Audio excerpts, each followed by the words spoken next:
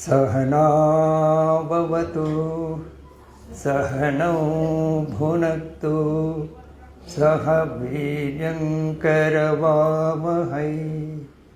तेजस्विनावधीतमस्तु मा विद्विषावहै। ॐ शान्ति शान्ति शांति।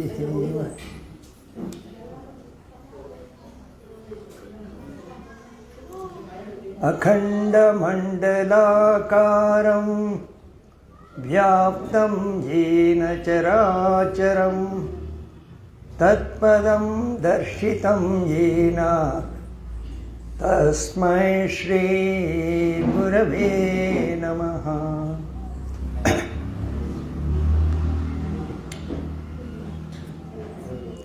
गुरुर्ब्रह्मा गुरुर्विष्णुः गुरुर्देवो महेश्वरः गुरुरेव परं ब्रह्मा तस्मै श्री गुरवे नमः।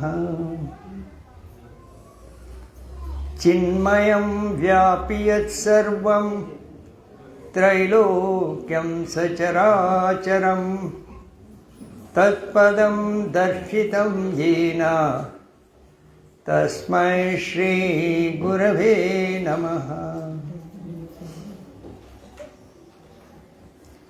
त्वमेव माता च पिता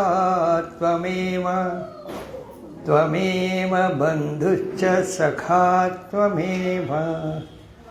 त्वमेव विद्या द्रविणं त्वमेव सर्वं मम देवदेव त्वमेव सर्वं गुरुदेवदेव।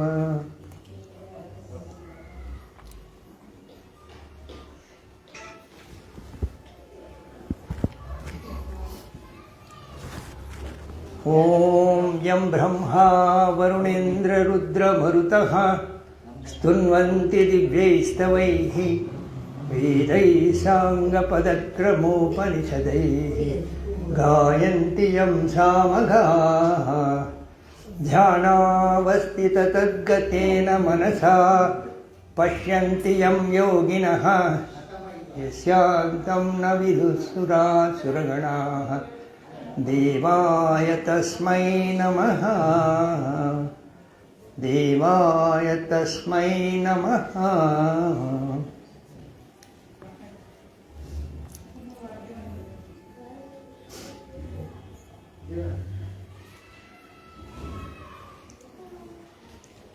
ಮಂಕುತಿಮ್ಮನ ಕಗ್ಗ. ಎಷ್ಟು ಜನ ಕೇಳಿದ್ದೀರ ಇದನ್ನ? ಕೇಳಿದ್ದೀರಾ? ಕನ್ನಡದ ಭಗವದ್ಗೀತೆ.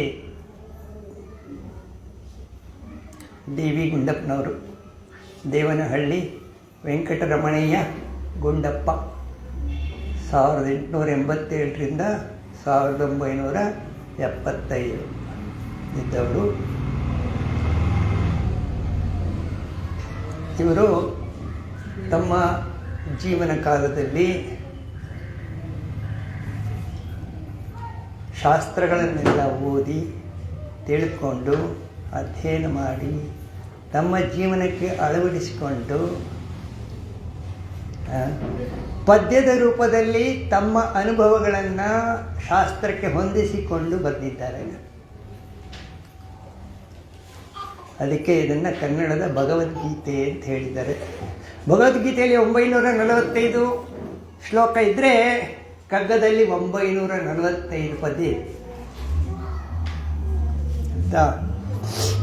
ಸೊ ಮಂಕುತಿಮ್ಮ, ಯಾಕೆ ಮಂಕುತಿಮ್ಮ? ಅದು ಮಂಕುತಿಮ್ಮ ಅಂತ ಯಾಕೆ ಆರಿಸ್ಕೊಂಡಿದ್ದಾರೆ? ಡಿ ವಿ ಜಿಯವರ ಮನೆ ದೇವರು ವೆಂಕಟರಮಣ ಶ್ರೀನಿವಾಸ ದೇವರು. ಶ್ರೀನಿವಾಸ ದೇವರಿಗೆ ತಿಮ್ಮಪ್ಪ ಅಂತ ಹೇಳ್ತಾರೆ. ತಿರುಪತಿ ತಿಮ್ಮಪ್ಪ, ತಿಮ್ಮ.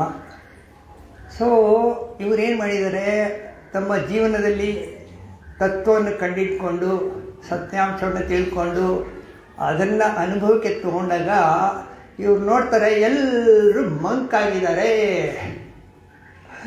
ಎಲ್ಲರೂ ತಿಮ್ಮ ದೇವರೇ, ಎಲ್ಲರೂ ಪರಮಾತ್ಮ ಸ್ವರೂಪರೇ, ಆದರೆ ಎಲ್ಲರೂ ಮಂಕಾಗಿದ್ದಾರೆ. ಯಾಕೆ ಮಂಕಾಗಿದ್ದಾರೆ? ಯಾಕೆ ಮಂಕಾಗಿದ್ದಾರೆ? ಎಲ್ಲರಲ್ಲೂ ಡಿವಿನಿಟಿ ಇದೆ, ಕೆಲವರಲ್ಲಿ ಮಾತ್ರ ಅದು ವ್ಯಕ್ತವಾಗುತ್ತೆ, ಕೆಲವರಲ್ಲಿ ಅದು ಧೂಮೇನ ಪ್ರಿಯತೆ ಮತ್ಮಿ ಯಥಾದರ್ಶೋ ಮಲೇನ ಚ. ಭಗವದ್ಗೀತೆಯಲ್ಲಿ ಹೊಗೆ ತುಂಬ್ಕೊಂಡಂಗೆ ತುಂಬ್ಕೊಂಬಿಟ್ಟಿದೆ, ಕಾಣಿಸಲ್ಲ. ನಮ್ಮ ವಾಸನೆಗಳಿಗೆ ಸಂಸ್ಕಾರಗಳಿಗೆ ಅನುಗುಣವಾಗಿ ಅದು ಒಳಗಡೆಯಿಂದ ಬೆಳಗುತ್ತೆ. ಯಾರಲ್ಲಿ ವಾಸನೆಗಳ ಪ್ರಭಾವ ಕಡಿಮೆ ಆಗಿದೆ, ಸತ್ವಗುಣ ಜಾಸ್ತಿ ಆಗಿದೆ, ಅವರಲ್ಲಿ ಹೆಚ್ಚು ಹೆಚ್ಚು ಡಿವಿನಿಟಿ ಆಚೆ ಪ್ರಕಾಶಮಾನವಾಗುತ್ತೆ. ಡಿವಿನಿಟಿ. ಸೊ ನೋಡ್ತಾರೆ ಎಲ್ಲರೂ ಮಂಕುತಿಮ್ಮ, ಮಂಕಾಗಿದ್ದಾರೆ ತಿಮ್ಮ, ಎಲ್ಲರೂ ದೇವರೇ. ಹಾಗಾದರೆ ನಾವೇನಾದರೂ ಒಂದು ಕೆಲಸ ಮಾಡಿದ್ರೆ ಅದು ಸಾರ್ವತ್ರಿಕ, ಎಲ್ಲರಿಗೂ ಅನುಕೂಲ ಆಗಬೇಕು. ಸೊ ಡಿ ವಿ ಜಿಯವರು ಕೂಡ ಗೀಚಲಿಕ್ಕೆ ಶುರು ಮಾಡಿದ್ರು. ಕಗ್ಗ ಅಂದರೆ ಗೀಚೋದು, ಸುಮ್ಮನೆ ಗೀಚೋದು, ತಮ್ಮ ಅನುಭವಗಳೆಲ್ಲ ಗೀಚಿರೋದು, ಕಗ್ಗಂಟು. ಸೊ ಮಂಕುತಿಮ್ಮ ಮೊದಲನೇ ಒಂದು 43 ಪದ್ಯಗಳಲ್ಲಿ ಬರೀ ಪ್ರಶ್ನೆಗಳಿದ್ದಾವೆ. ಪ್ರಶ್ನೆಗಳು ಸಾಮಾನ್ಯವಾಗಿ ನಮ್ಗೆ ಏನೇನು ಪ್ರಶ್ನೆಗಳು ಜೀವನದಲ್ಲಿ ಬರುತ್ತೆ ಅದೆಲ್ಲ ಆ ಪ್ರಶ್ನೆಗಳೆಲ್ಲ ಆ ಫಸ್ಟ್ 42 ಪದ್ಯಗಳಲ್ಲಿದ್ದಾವೆ. ಆಮೇಲೆ ಅದಕ್ಕೆಲ್ಲ ಉತ್ತರ. ಜೀವ, ಜಗತ್ತು, ಈಶ್ವರ. ಜೀವ ಅಂದ್ರೇನು, ಜಗತ್ತಂದ್ರೇನು, ಈಶ್ವರ ಅಂದ್ರೇನು, ಜೀವಕ್ಕೂ ಜಗತ್ತಿಗೂ ಏನು ಸಂಬಂಧ, ಜೀವಕ್ಕೂ ಈಶ್ವರನಿಗೂ ಏನು ಸಂಬಂಧ, ಜಗತ್ತಿಗೂ ಈಶ್ವರನಿಗೂ ಏನು ಸಂಬಂಧ. ಈ ರೀತಿ ಒಂದೊಂದೇ ಬಿಡಿಸ್ಕೊಂಡು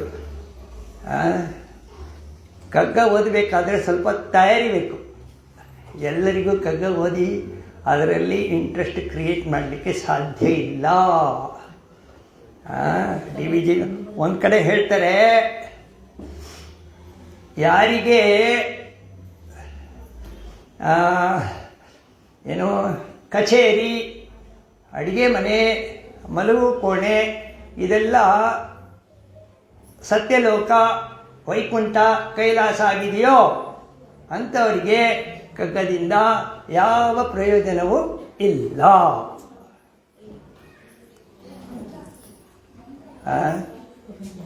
ನಾನು, ನನ್ನ ಹೆಂಡತಿ, ನಮ್ಮ ಮಗ, ನನ್ನ ಅಳಿಯ ಈ ರೀತಿ ಭಾವನೆಗಳಿಟ್ಕೊಂಡವ್ರಿಗೂ ಕೂಡ ಕಗ್ಗದಿಂದ ಯಾವ ಪ್ರಯೋಜನವೂ ಇಲ್ಲ. ಅವರೆಲ್ಲ ಅವರವರ ಶೆಲ್, ಆ ಕೋಶದ ಒಳಗಡೆ ಇರ್ತಾರೆ. ಕೋಶದಿಂದ ಯಾರು ಆಚೆ ಬರೋಕ್ಕೆ ಪ್ರಯತ್ನ ಮಾಡ್ತಾರೆ ಅವರಿಗೆ ಕಗ್ಗದಲ್ಲಿ ಅನುಕೂಲ ಇದೆ. ನಮ್ಮ ಸ್ವರೂಪ ಏನು? ನಮ್ಮ ಸ್ವರೂಪ ನಿಜವಾಗಿ ವಿಶಾಲವಾದ ಸ್ವರೂಪ. ಭೂಮಾ ಅಂತಾರೆ. ಭೂಮಾ ವೈ ಸಹ ಉಪನಿಷತ್ತು. ಭೂಮಾ ಅಂದರೆ ಸರ್ವವ್ಯಾಪಕತ್ವ. ನಾವು ನಿದ್ದೆಯಲ್ಲಿ ಎಲ್ಲಿರ್ತೀವಿ ಗೊತ್ತಾ? ಗಾರ್ಡನ್ ಇಲ್ಲೇ ಇದ್ದಾಗ ನಾವು ಸರ್ವವ್ಯಾಪಕರಾಗಿದ್ದೇವೆ, ಸರ್ವವ್ಯಾಪಿಯಾಗಿರ್ತೇವೆ. ಯಾರಾದರೂ ಆಲೋಚನೆ ಮಾಡಿದ್ದೀರಾ? ನಿದ್ದೆಯಲ್ಲಿ ಸರ್ವವ್ಯಾಪಿಯಾಗಿರ್ತೀವಿ. ಅಲ್ಲಿ ಮನಸ್ಸಿರಲ್ಲ, ಸಂಬಂಧ ಇರಲ್ಲ, ಈಗೋ ಇರಲ್ಲ, ಆನಂದವಾಗಿರ್ತೀವಿ. ಬ್ಲಿಸ್ಫುಲ್ ಸ್ಟೇಟ್, ಆನಂದ ಮುಖ, ಆನಂದ ಪ್ರಾಜ್ಞ ತೃತೀಯ ಪಾದ ಮಾಂಡಿಕ್ಯೋಪನಿಷತ್ತು ಹೇಳುತ್ತೆ. ನಮ್ಮ ಮೂರನೇ ಅವಸ್ಥೆ ಬರೀ ಆನಂದವೇ, ಆನಂದದ ಸೇವನೆ. ಒಂದು ವೇಳೆ ಎಚ್ಚರದಲ್ಲಿ ನಾನೇನಾದರೂ ಪ್ರಯತ್ನ ಮಾಡಿ ಆ ಆನಂದವನ್ನು ಪಡೆದರೆ ಸಾಧನೆ, ನಾನೊಬ್ಬ ಸಾಧಕ.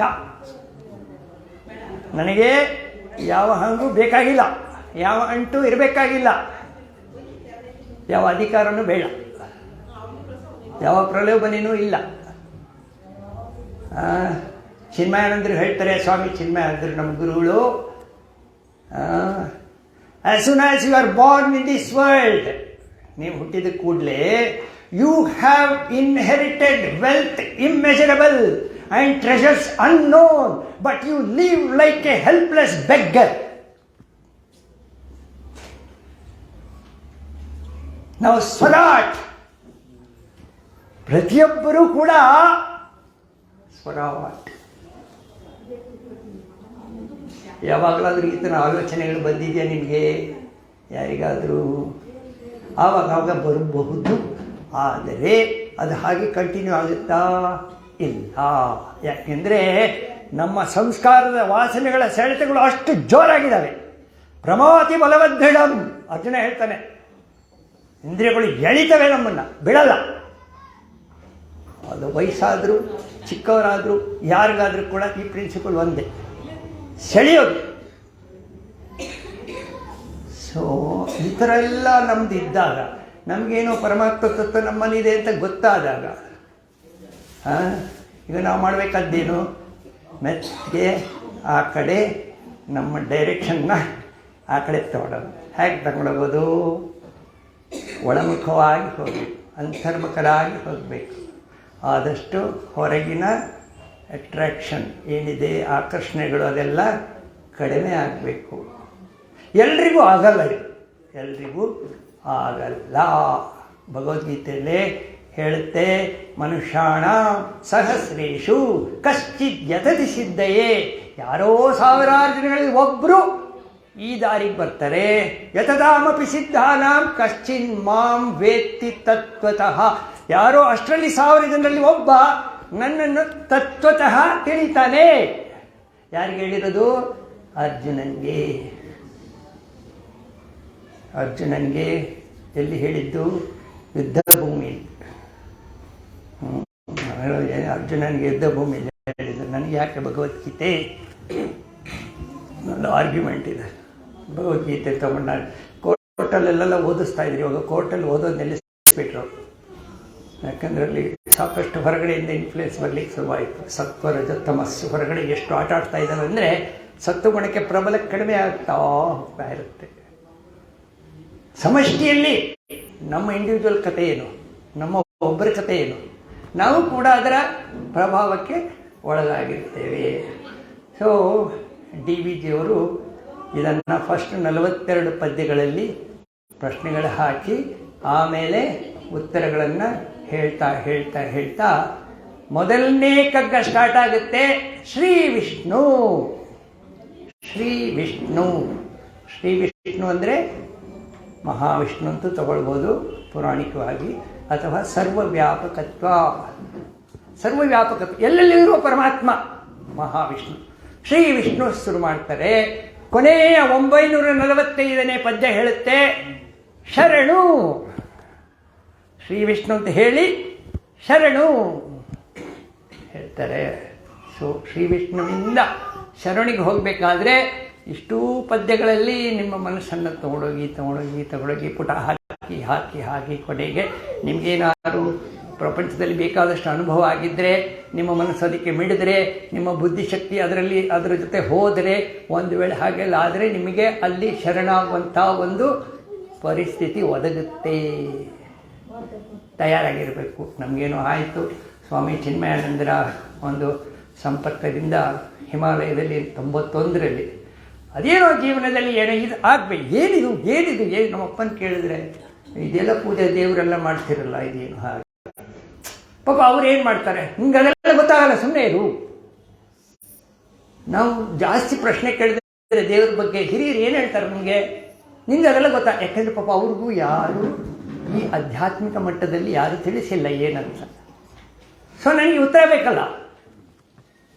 ಸ್ವಾಮಿ ಚಿನ್ಮಯಾನಂದರಿಗೆ ನೋಡಿದೆ 86-87 ನ್ಯಾಷನಲ್ ಕಾಲೇಜ್ ಗ್ರೌಂಡ್ಸಲ್ಲಿ. ಸೊ ನನಗೆ ಬೇಕಾಗಿರೋದು ಏನೋ ಇಲ್ಲಿದೆ ಹೇಳ್ತಾ ಇದ್ದಾರೆ. ಅಲ್ಲಿಂದ ಮೆತ್ತಿಗೆ ಚಿನ್ಮಯ ಮಿಷನ್ ಒಳಗೆ ಬಂದೆ. ಅಲ್ಲಿ ಸ್ವಯಂ ಸೇವಕನಾಗಿ ಸೇರಿಕೊಂಡೆ. ಎಲ್ಲೆಲ್ಲಿ ಸ್ಟಡಿ ಕ್ಲಾಸ್ ಆಗ್ತಿತ್ತು ಅಲ್ಲಿ ಹೋಗ್ತಾ ಇದ್ದೆ, ಚರ್ಚೆಗಳಾಗ್ತಾಯಿತ್ತು. ಆಮೇಲೆ ಒಬ್ಬರು ಹೇಳಿದ್ರು, ಚಿನ್ಮಯಾನಂದರದ್ದು ಕ್ಯಾಂಪ್ ಇದೆ ಸಿದ್ಧಬಾಯಿ ಹಿಮಾಲಯದಲ್ಲಿ, ಹೋಗ್ತೀರಾ? ಫಸ್ಟು ನನ್ನ ಹೆಸರು ಬರ್ಕೊಳ್ಳಿ.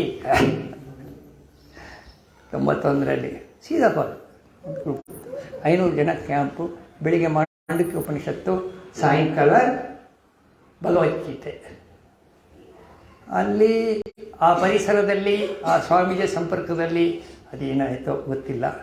ಆಮೇಲೆ ಸ್ವಾಮೀಜಿ ಕೊನೆಗೆ ಹೇಳಿದರು, ಎಲ್ಲ ವಾಪಸ್ ಹೋಗ್ತಾ ಇದ್ದೀರಾ, ನೀವು ಹೋದ್ಮೇಲೆ ಯಾರಾದರೂ ನಮ್ಮವ್ರು ನಿಮ್ಮನ್ನು ಕರೆದ್ರೆ ಹೋಗಿ ಅವರಿಗೆ ಸಹಾಯ ಮಾಡಿ, ಇಲ್ಲ ನೀವೇ ಮಾತಾಡ್ತೀರ ಅಂದರೆ ಮಾತಾಡಿ.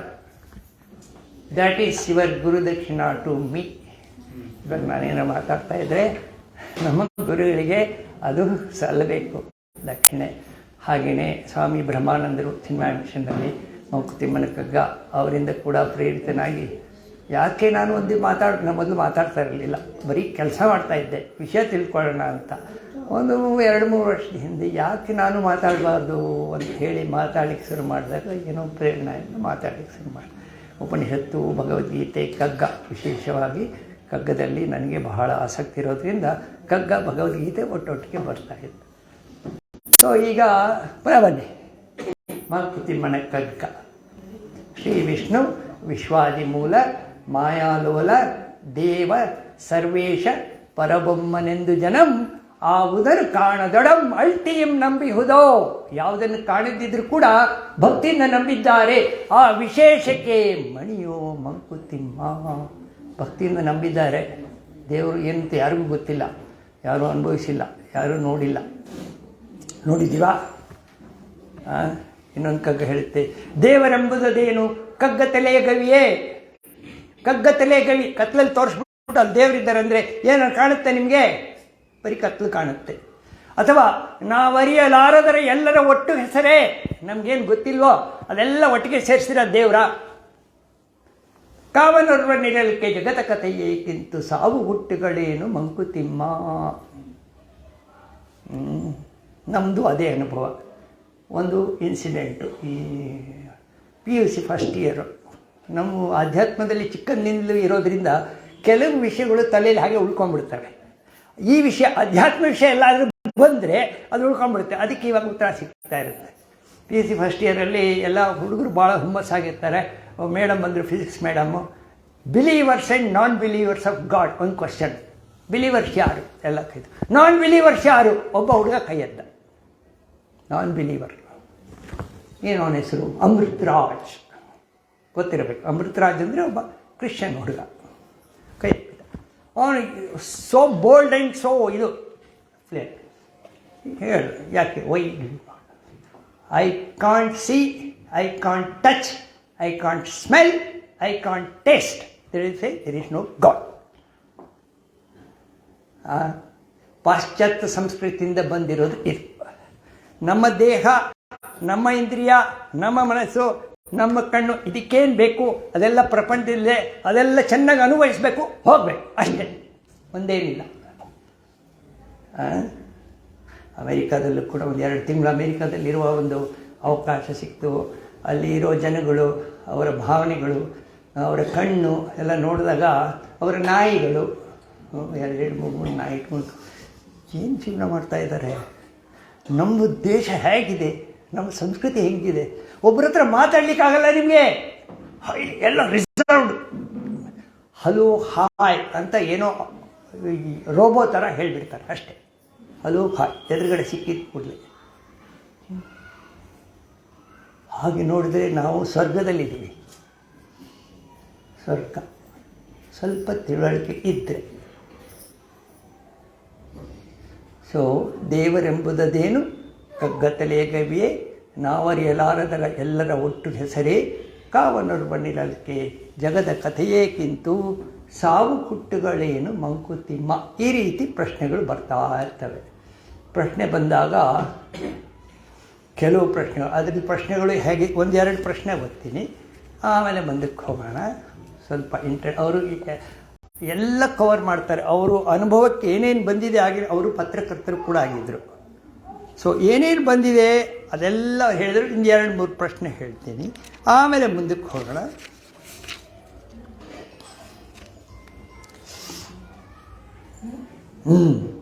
ಏನು ಭೈರವ ಲೀಲೆ ಈ ವಿಶ್ವ ವಿಭ್ರಮಣೆ. ಏನು ಭೈರವ ಲೀಲೆ, ಭೈರವ ಅಂದರೆ ಈಶ್ವರ, ಭೈರವ ಲೀಲೆ ಈ ವಿಶ್ವ ವಿಭ್ರಮಣೆ. ವಿಭ್ರಮಣೆ ಪ್ರಪಂಚ ನಿಂತಿದೆಯಾ, ಎಲ್ಲ ಸುತ್ತಾ ಇದೆ. ಭೈರವ ಲೀಲೆನ ಇದು. ಆಮೇಲೆ ಏನು ಭೂತಗ್ರಾಮ ನರ್ತನ ಉನ್ಮಾದ. ಭೂತಗ್ರಾಮ ಅಂದ್ರೇನು? ಪಂಚಭೂತಗಳು, ಪಂಚಭೂತಗಳ ಗ್ರಾಮ. ನರ್ತನ ಉನ್ಮಾದ ನರ್ತನ, ಪಂಚಭೂತಗಳು ಉನ್ಮಾದ ನರ್ತನ ಯಾರು ನಮ್ಮ ಮೂಲಕ ಆಗ್ತಾ ಇರೋದು. ಆಮೇಲೆ ಸಡನ್ನಾಗಿ ಮೇಲೆ ಹೋಗ್ತಾರೆ. ಏನು ಅಗ್ನಿಗೋಳಗಳು, ಏನು ಅಂತರಾಳಗಳು, ಏನು ವಿಸ್ಮಯ ಸೃಷ್ಟಿ. ಏನು ಅಗ್ನಿಗೋಳಗಳು, ಏನು ಅಗ್ನಿಗೋಳಗಳು? ನಮಗೆ ಗೊತ್ತಿರೋದು ಒಂದು ಗೋಳ ಸೂರ್ಯ. ಆ ಥರದ್ದು ಎಷ್ಟು ಗೋಳಗಳಿದೆ ಗೊತ್ತಾ? ಮಿಲ್ಕಿ ವೇಸ್, ಎಷ್ಟೋ ಸೂರ್ಯಮಂಡಲಗಳಿದ್ದಾವೆ. ಏನು ಅಗ್ನಿ. ಆಮೇಲೆ ಇವುಗಳಿಗೆ ಮಧ್ಯೆ ಅಂತರ, ಡಿಸ್ಟೆನ್ಸ್ ಎಷ್ಟಿದೆ ಗೊತ್ತಾ? ಏನು ವಿಸ್ಮಯ ಸೃಷ್ಟಿ ಮಂಕುತಿಮ್ಮ. ನಾವು ನಿದ್ದೆ ಮಾಡ್ತೀವಿ, ನಾವು ರೆಸ್ಟಲ್ಲಿದ್ದೀವಿ ಅಂತ ಹೇಳ್ತೀವಿ. ರೆಸ್ಟ್, ಈಗ ಯಾವುದೋ ಒಂದು ತಗೊಂಡು ಇಟ್ ಈಸ್ ಇನ್ ರೆಸ್ಟ್ ಅಂತ ಹೇಳ್ತೀವಿ. ಆದರೆ ನಿಜವಾಗಿ ಯಾವುದು ರೆಸ್ಟಲ್ಲಿ ಇಲ್ಲ. ಟೇರಿಬಲ್ ಆ್ಯಕ್ಟಿವಿಟಿ ಆಗ್ತಾ ಇದೆ. ನಾವು ನಿದ್ದೆ ಮಾಡ್ತಾ ಇದ್ದಾಗ ನಮ್ಮ ಬಾಡಿಲಿ ಎಷ್ಟು ಕೆಲಸ ಆಗ್ತಾ ಇದೆ ಗೊತ್ತಾ ನಿಮಗೆ? ವಾಲಂಟ್ರಿ ಇನ್ವಾಲಂಟ್ರಿ ಫಂಕ್ಷನ್ಸ್ ಎಲ್ಲ ಒಳಗಡೆ ಆಗ್ತಾ ಇದೆ. ಆಮೇಲೆ ಇದು ಒಳಗಡೆ. ಹೊರಗಡೆ ನೋಡಿ, ನಮ್ಮ ಭೂಮಿ ಕಕ್ಷೆಯ ಸುತ್ತ ನಿಮ್ಮ ಪರಿಧಿಲಿ ಹೋಗಿ ನಿಂತ್ಕೊಂಡ್ರೆ 16,000 km/h ಸುತ್ತಾ ಇದೆ. 16,000 km/h ಭೂಮಿ ಸ್ಪೀಡು ಸುತ್ತಾ ಇರೋದು. ಆಮೇಲೆ ಈ ಭೂಮಿ ಸೂರ್ಯನ ಸುತ್ತ 1,07,000 km/h ಓಡ್ತಾ ಇದೆ. ಅದು ಒಂದು ಸುತ್ತು ಓಡಿದಾಗ ನಿಮಗೊಂದು ವರ್ಷ ಆಗೋದು. ಅಷ್ಟು ಸ್ಪೀಡಲ್ಲಿ ಭೂಮಿ ಓಡ್ತಾ ಇದೆ, ಅಷ್ಟು ಸ್ಪೀಡಲ್ಲಿ ಕಕ್ಷೆಯಲ್ಲಿ ತಿರುಗ್ತಾ ಇದೆ. ಆಮೇಲೆ ಇನ್ನೇನಿದೆ? Electromagnetic field. ಭೂಮಿಯ ಸುತ್ತಳತೆ 46,000 km. ಅದರ 10 ಪಟ್ಟು ಎಲೆಕ್ಟ್ರೋಮ್ಯಾಗ್ನೆಟಿಕ್ ಫೀಲ್ಡ್ ಇದೆ. ಅದು ನಮ್ಮನ್ನು ಸೂರ್ಯನಿಂದ ಬರುವ ಯಾವುದೇ ತೊಂದರೆಗಳನ್ನು ಅದರಲ್ಲಿ ಪ್ರೊಟೆಕ್ಟ್ ಮಾಡಿ, ಕವಚ. ಎಲೆಕ್ಟ್ರೋಮ್ಯಾಗ್ನೆಟಿಕ್ ಫೀಲ್ಡ್ ಸೂರ್ಯನ ಎದುರಿಗೆ ಬಂದಾಗ, ಸೂರ್ಯ ನಮಗೆ ಡೈರೆಕ್ಟಾಗಿ ಎದುರಿಗೆ ಬಂದಾಗ ಈ ಫೀಲ್ಡ್ ಕಡಿಮೆ ಆಗುತ್ತೆ, 5-6 ಟೈಮ್ಸ್ ಇರುತ್ತೆ. ಈ ಕಡೆ ಬಂದಾಗ 50 ಟೈಮ್ಸ್ ಹೋಗುತ್ತೆ. ಇಷ್ಟೆಲ್ಲ ವಿಷಯಗಳಿದೆ. ನಾವೇನು ಹೇಳೋದು? I am a self made man, what can I do for you? ಇವನು ಹೇಳೋದು ಯಾರು? ಪುಟ್ಟು. ಏನು ಅಗ್ನಿಗೋಳಗಳು, ಏನಂತರಾಳ. ಅಲ್ಲಿಗೆ ಯಾವುದು ಕೂಡ ಸ್ಟ್ಯಾಟಿಕ್ ಇಲ್ಲ, ಎಲ್ಲ ಹ್ಯಾಕ್ ತಿರುಗ್ತಾ ಇದೆ. ಅಂದರೆ ನೀವು ಬುಗುರಿ ಆಡೋದು ನೋಡಿದ್ದೀರಾ ಮಕ್ಕಳು? ಬುಗುರಿ ಆಡುವಾಗ ಬುಗುರಿ ನಿದ್ದೆ ಮಾಡ್ತಾ ಇದೆ ಅಂತ ಹೇಳ್ತೀರಿ. ಬುಗುರಿ ಟಾಪು ನಿಂತಂಗೆ ಕಾಣುತ್ತೆ, ಆದರೆ ಬುಗುರಿ. ಸೊ ನಾವು ನಿದ್ದೆಯಲ್ಲಿ ಕೂಡ we are under going the same experience. Everything is terrible speed, everything. ಅದಕ್ಕೆ ಜನಗಳೆಲ್ಲ ಇವಾಗ ಬರ್ತಾ ಎಲ್ಲರೂ ಸ್ಪೀಡು, ಸಾಫ್ಟ್ವೇರ್ ಸ್ಪೀಡು. ಅವನ ಟೀಮ್ ಲೀಡರ್ ಇವನು ಸ್ಪೀಡ್ ಇಲ್ಲ ಅಂದರೆ ಅವ್ನು ಬಿಟ್ಟಾಕ್ಬಿಡ್ತಾನೆ. ಅವ್ನು ಸ್ಪೀಡ್ ಇಲ್ಲ, ಇವನು ಹೋದ. ಸ್ಪೀಡ್ ಬೇಕಾಗಿಲ್ಲ. ಯಾಕೆ ಬೇಕು? ನಿಮ್ಮ ಆನಂದ, ನಿಮ್ಮ ಸಂತೋಷ ನಿದ್ದೆಯಲ್ಲಿ ಆರಾಮಾಗಿ ನಿಮಗೆ ಸಿಕ್ಕವಾಗ ಸ್ಪೀಡ್ ಯಾಕೆ ಬೇಕು? ಯಾಕೆ ಬೇಕಂದರೆ ಬೇರೆಯವ್ರ ಥರ ನಾನು ರ್ಯಾಟ್ ರೇಸ್ ಅಲ್ಲಿ ಪಾಲ್ಗೊಳ್ತಾ ಇದ್ದೀನಿ, ಅವರಿಲ್ಲ ಅಂದರೆ ನಾನು ಇಲ್ಲ. ಇದು ಬೇಕಾ? ಅಲ್ಲ, ನಾವು ಯೋಚನೆ ಮಾಡಬೇಕು. ಯಾಕಂದರೆ ಪ್ರಪಂಚ ಇರೋದೇ ಹಾಗೆ. ನಾವೇನಾದರೂ ಒಬ್ಬರು ಈ ಥರ ಯೋಚನೆ ಮಾಡಿದರೆ ನಮ್ಮ ಸಂತೋಷ, it is right under your foot. Happiness is right under your foot. ಆದರೆ ಚಿನ್ಮಯಾನಂದರು ಹೇಳ್ದಂಗೆ you live like a helpless beck. ಅದು ಬೇಕು, ಅದು ಬೇಕು, ಅದು ಬೇಕು, ಅದು ಬೇಕು, ಅದು ಬೇಕು, ಅದು ಬೇಕು, ಇನ್ನು ಬೇಕು. ಸೊ ಇದು ಎಲ್ಲರಿಗೂ ಬಂದ್ಬಿಟ್ಟಿದೆ, ಯಾರ್ದು ತಪ್ಪಿಲ್ಲ. ಪ್ರಕೃತಿ ಕೂಡ ನಮ್ಮ ಜೊತೆನೇ ಇದೆ, ಅದು ಈ ಥರ ಕೆಲಸಗಳು ಮಾಡ್ತಾನೇ ಇದೆ. ನಾವೇನು ಮಾಡ್ಬೋದು? ಈಗ ನಾನೊಂದು ಟೆರಿಬಲ್ ಸ್ಪೀಡ್ ಅಂದೆ, ಟೆರಿಬಲ್ ಆ್ಯಕ್ಟಿವಿಟಿ ಅಂದೆ. ಈ ಟೆರಿಬಲ್ ಆ್ಯಕ್ಟಿವಿಟಿ ಯಾವಾಗ ಕಡಿಮೆ ಇರುತ್ತೆ ಅಂತ ಹೇಳಿ ನೋಡೋಣ. ಯಾರಾದರೂ ಜಸ್ಟ್ ಟೆರಿಬಲ್ ಆ್ಯಕ್ಟಿವಿಟಿ ಯಾವಾಗ ಕಡಿಮೆ ಆಗುತ್ತೆ? ಆಂಬಿಷನ್ ಬೇಡ, ಆಕಾಂಕ್ಷೆಗಳು ಕಡಿಮೆ ಆದಾಗ, ಸ್ಪೀಡ್ ಕಡಿಮೆ ಆಗಬೇಕಾದ್ರೆ ನಿಮ್ಮಲ್ಲಿ ಯಾವ ಗುಣಗಳು ಪ್ರಿಡಾಮಿನೆಂಟ್ ಆಗಿದ್ದಾವೆ ಅಂತ ನೀವು ನೋಡ್ಕೋಬೇಕು. ನೀವು ಸಾತ್ವಿಕರಾಗಿದ್ದೀರಾ, ರಾಜಸಿಕರಾಗಿದ್ದೀರಾ, ತಾಮಸಿಕರ. ಸಾಯಂಕಾಲ ಆದ ಕೂಡಲೇ ಗೋಬಿ ಮಂಚೂರಿಗೆ ಹೋಗಬೇಕು, ಅಲ್ಲಿ ಹೋಗ್ಬೇಕು, ಇಲ್ಲ, ರಜೋಗುಣ ಬಿಡಲ್ಲ. ಗೋಬಿ ಮಂಚೂರಿ ತಿಂದರೆ ಸತ್ವಗುಣ ಹೇಗೆ ಬರುತ್ತೆ? ಹಳೇದು ಪಳೇದು ಎಲ್ಲ ಇರುತ್ತೆ ಅಲ್ಲಿ. ಆ ಸ್ಮೆಲ್ ನಮ್ಮನ್ನೇ ಅಟ್ರ್ಯಾಕ್ಟ್ ಮಾಡುತ್ತೆ. ಅದು ಹೊಟ್ಟೆ ಒಳಗೆ ಹೋದ್ಮೇಲೆ ಹೊಟ್ಟೆನೂ ತಳಮಳ, ಮೈಂಡು ತಳಮಳ, ಇಂಬ್ಯಾಲೆನ್ಸ್. ಸೊ ಎಲ್ಲರಲ್ಲೂ ಎಲ್ಲ ಗುಣಗಳು ಡಿಫರೆಂಟ್ ಪ್ರಪೋರ್ಷನ್ಸಲ್ಲಿದ್ದಾವೆ. ಬರೀ ಸತ್ವದವರಿಲ್ಲ, ಬರೀ ರಜಗುಣದವರಿಲ್ಲ, ಬರೀ ತಮಗುಣದವರು ಇಲ್ಲ. ಇಲ್ಲಿ ಕೂತಿರೋನು ಕೂಡ ಸತ್ವ ರಜಸ್ ತಮಸ್ಸಿದ್ರೆ ಕಾಂಬಿನೇಷನ್ ಯಾವುದೋ ಒಂದು ಪ್ರಪೋರ್ಷನಲ್ಲಿ ಇರ್ತೀನಿ ನಾನು ಕೂಡ. ಆದರೆ ಯಾರೋ ಗುರುಗಳ ಅಥವಾ ಅವರಿನ ಪ್ರೇರಣೆಯಿಂದ ಒಳಪಟ್ಟು ಮೆತ್ತಿಗೆ ಇದೆಲ್ಲ ಸರಿ ಇಲ್ಲ, ಇದೆಲ್ಲ ಉಪಯೋಗ ಇಲ್ಲ, ನನಗೇನು ಬೇಕಾಗಿದ್ದು ಬೇರೆ ಏನೋ ಇದೆ, ನಾನು ಸುಮ್ಮನೆ ಕೂತ್ಕೊಂಡ್ರು ನಾನು ಸಂತೋಷವಾಗಿರಬಲ್ಲೆ. ನೋಡೋಣ, 2 ನಿಮಿಷ ಯಾರಾದರೂ ಸುಮ್ಮನೆ ಯಾವ ಆಲೋಚನೆ ಇಲ್ಲದೆ ಕೂತ್ಕೊಳ್ಳೋಕ್ಕೆ ಟ್ರೈ ಮಾಡಿ. 2 ನಿಮಿಷ ಕೂತ್ಕೊಳ್ಳಿ, ಯಾವ ಆಲೋಚನೆ ಇಲ್ಲದೇನೆ. ಸಾಧ್ಯ ಇಲ್ಲ. ಯಾಕೆ ಸಾಧ್ಯ ಇಲ್ಲ? ಒಳಗಡೆಯಿಂದ ಅಷ್ಟು ಫೋರ್ಸ್ ಆಗಿ ನಮ್ಮನ್ನು ಪ್ರಮಾತಿ ಬಲವದೃಢಂ. ಭಗವಂತ ಹೇಳ್ತಾನೆ, ಶ್ರೀಕೃಷ್ಣ, ಕಾಮ ಏಷ ಕ್ರೋಧ ಏಷ ರಜೋಗುಣ ಸಮುದ್ಭವ. ಕಾಮ ಕ್ರೋಧ, ನನಗದು ಬೇಕು, ಅದು ಬರಲಿಲ್ಲ ಅಂದರೆ ಕೋಪ, ನಾನು ಅಂದ್ಕೊಂಡಾಗ ಆಗಬೇಕು, ಆಗಲಿಲ್ಲ ಅಂದರೆ ಕೋಪ, ರಜೋಗುಣ. ಇದು ನಮ್ಮ ನಾಶಕ್ಕೆ ಕಾರಣ. ಸೊ ರಜಗುಣವನ್ನು ಬಿಟ್ಟು ಸತ್ವಗುಣಕ್ಕೆ ಬಂದಾಗ ನನಗದು ಬೇಡ, ನನಗೆ ಯಾವ ಡಿಸೈರು ಇಲ್ಲ, ನಾನು ನಿದ್ದೆಯಲ್ಲಿದ್ದಷ್ಟೇ ಆರಾಮಾಗಿ ಈಗಲೂ ಹಗಲೊತ್ತು ಇರಬಲ್ಲೆ. ಇದಕ್ಕೇನು ದಾರಿ? ರಜೋಗುಣದಿಂದ ತಮಗುಣ ಬಿಡಿ, ಅವ್ರನ್ನ ಇಂಪ್ರೂವ್ ಮಾಡೋಕ್ಕಾಗಲ್ಲ, ಅವ್ರನ್ನ ಇಂಪ್ರೂವ್ ಮಾಡೋದು. ನಾವು ರಜೋಗುಣ ಸತ್ವಗುಣ ಮಿಕ್ಸ್ ಇದ್ದೀವಿ, ಆಗಾಗ ಡಿಸ್ಟರ್ಬ್ ಆಗ್ತೀವಿ, ಆಗಾಗ ತೊಂದರೆ, ಆಗಾಗ ನಿದ್ದೆ ಬರಲ್ಲ, ಏನೇನೋ ತಲೆಗಳಲ್ಲಿ ಟ್ಯಾಬ್ಲೆಟ್ ತೊಗೋತೀವಿ, ಏನೋ ಮಾಡ್ತೀವಿ. ಈಗ ನಾವು ರಜೋಗುಣದಿಂದ ಸತ್ವಗುಣಕ್ಕೆ ಬರಬೇಕು. ಏನು ಮಾಡಬೇಕು? ರಜೋಗುಣದಿಂದ ಸತ್ವಗುಣಕ್ಕೆ ಏನು ಮಾರ್ಗ? ಹೇಗೆ ಮಾಡ್ಕೋಬೇಕು? ಪ್ರಿನ್ಸಿಪಲ್, ಓಕೆ, ತತ್ವ ಹೇಗೆ? ಮೆಡಿಟೇಷನ್. ಯಾರ ಮೇಲೆ ಮೆಡಿಟೇಷನ್ ಮಾಡೋದು? ಯಾವ ದೇವರು? Venkateshwara. Correct, you are right.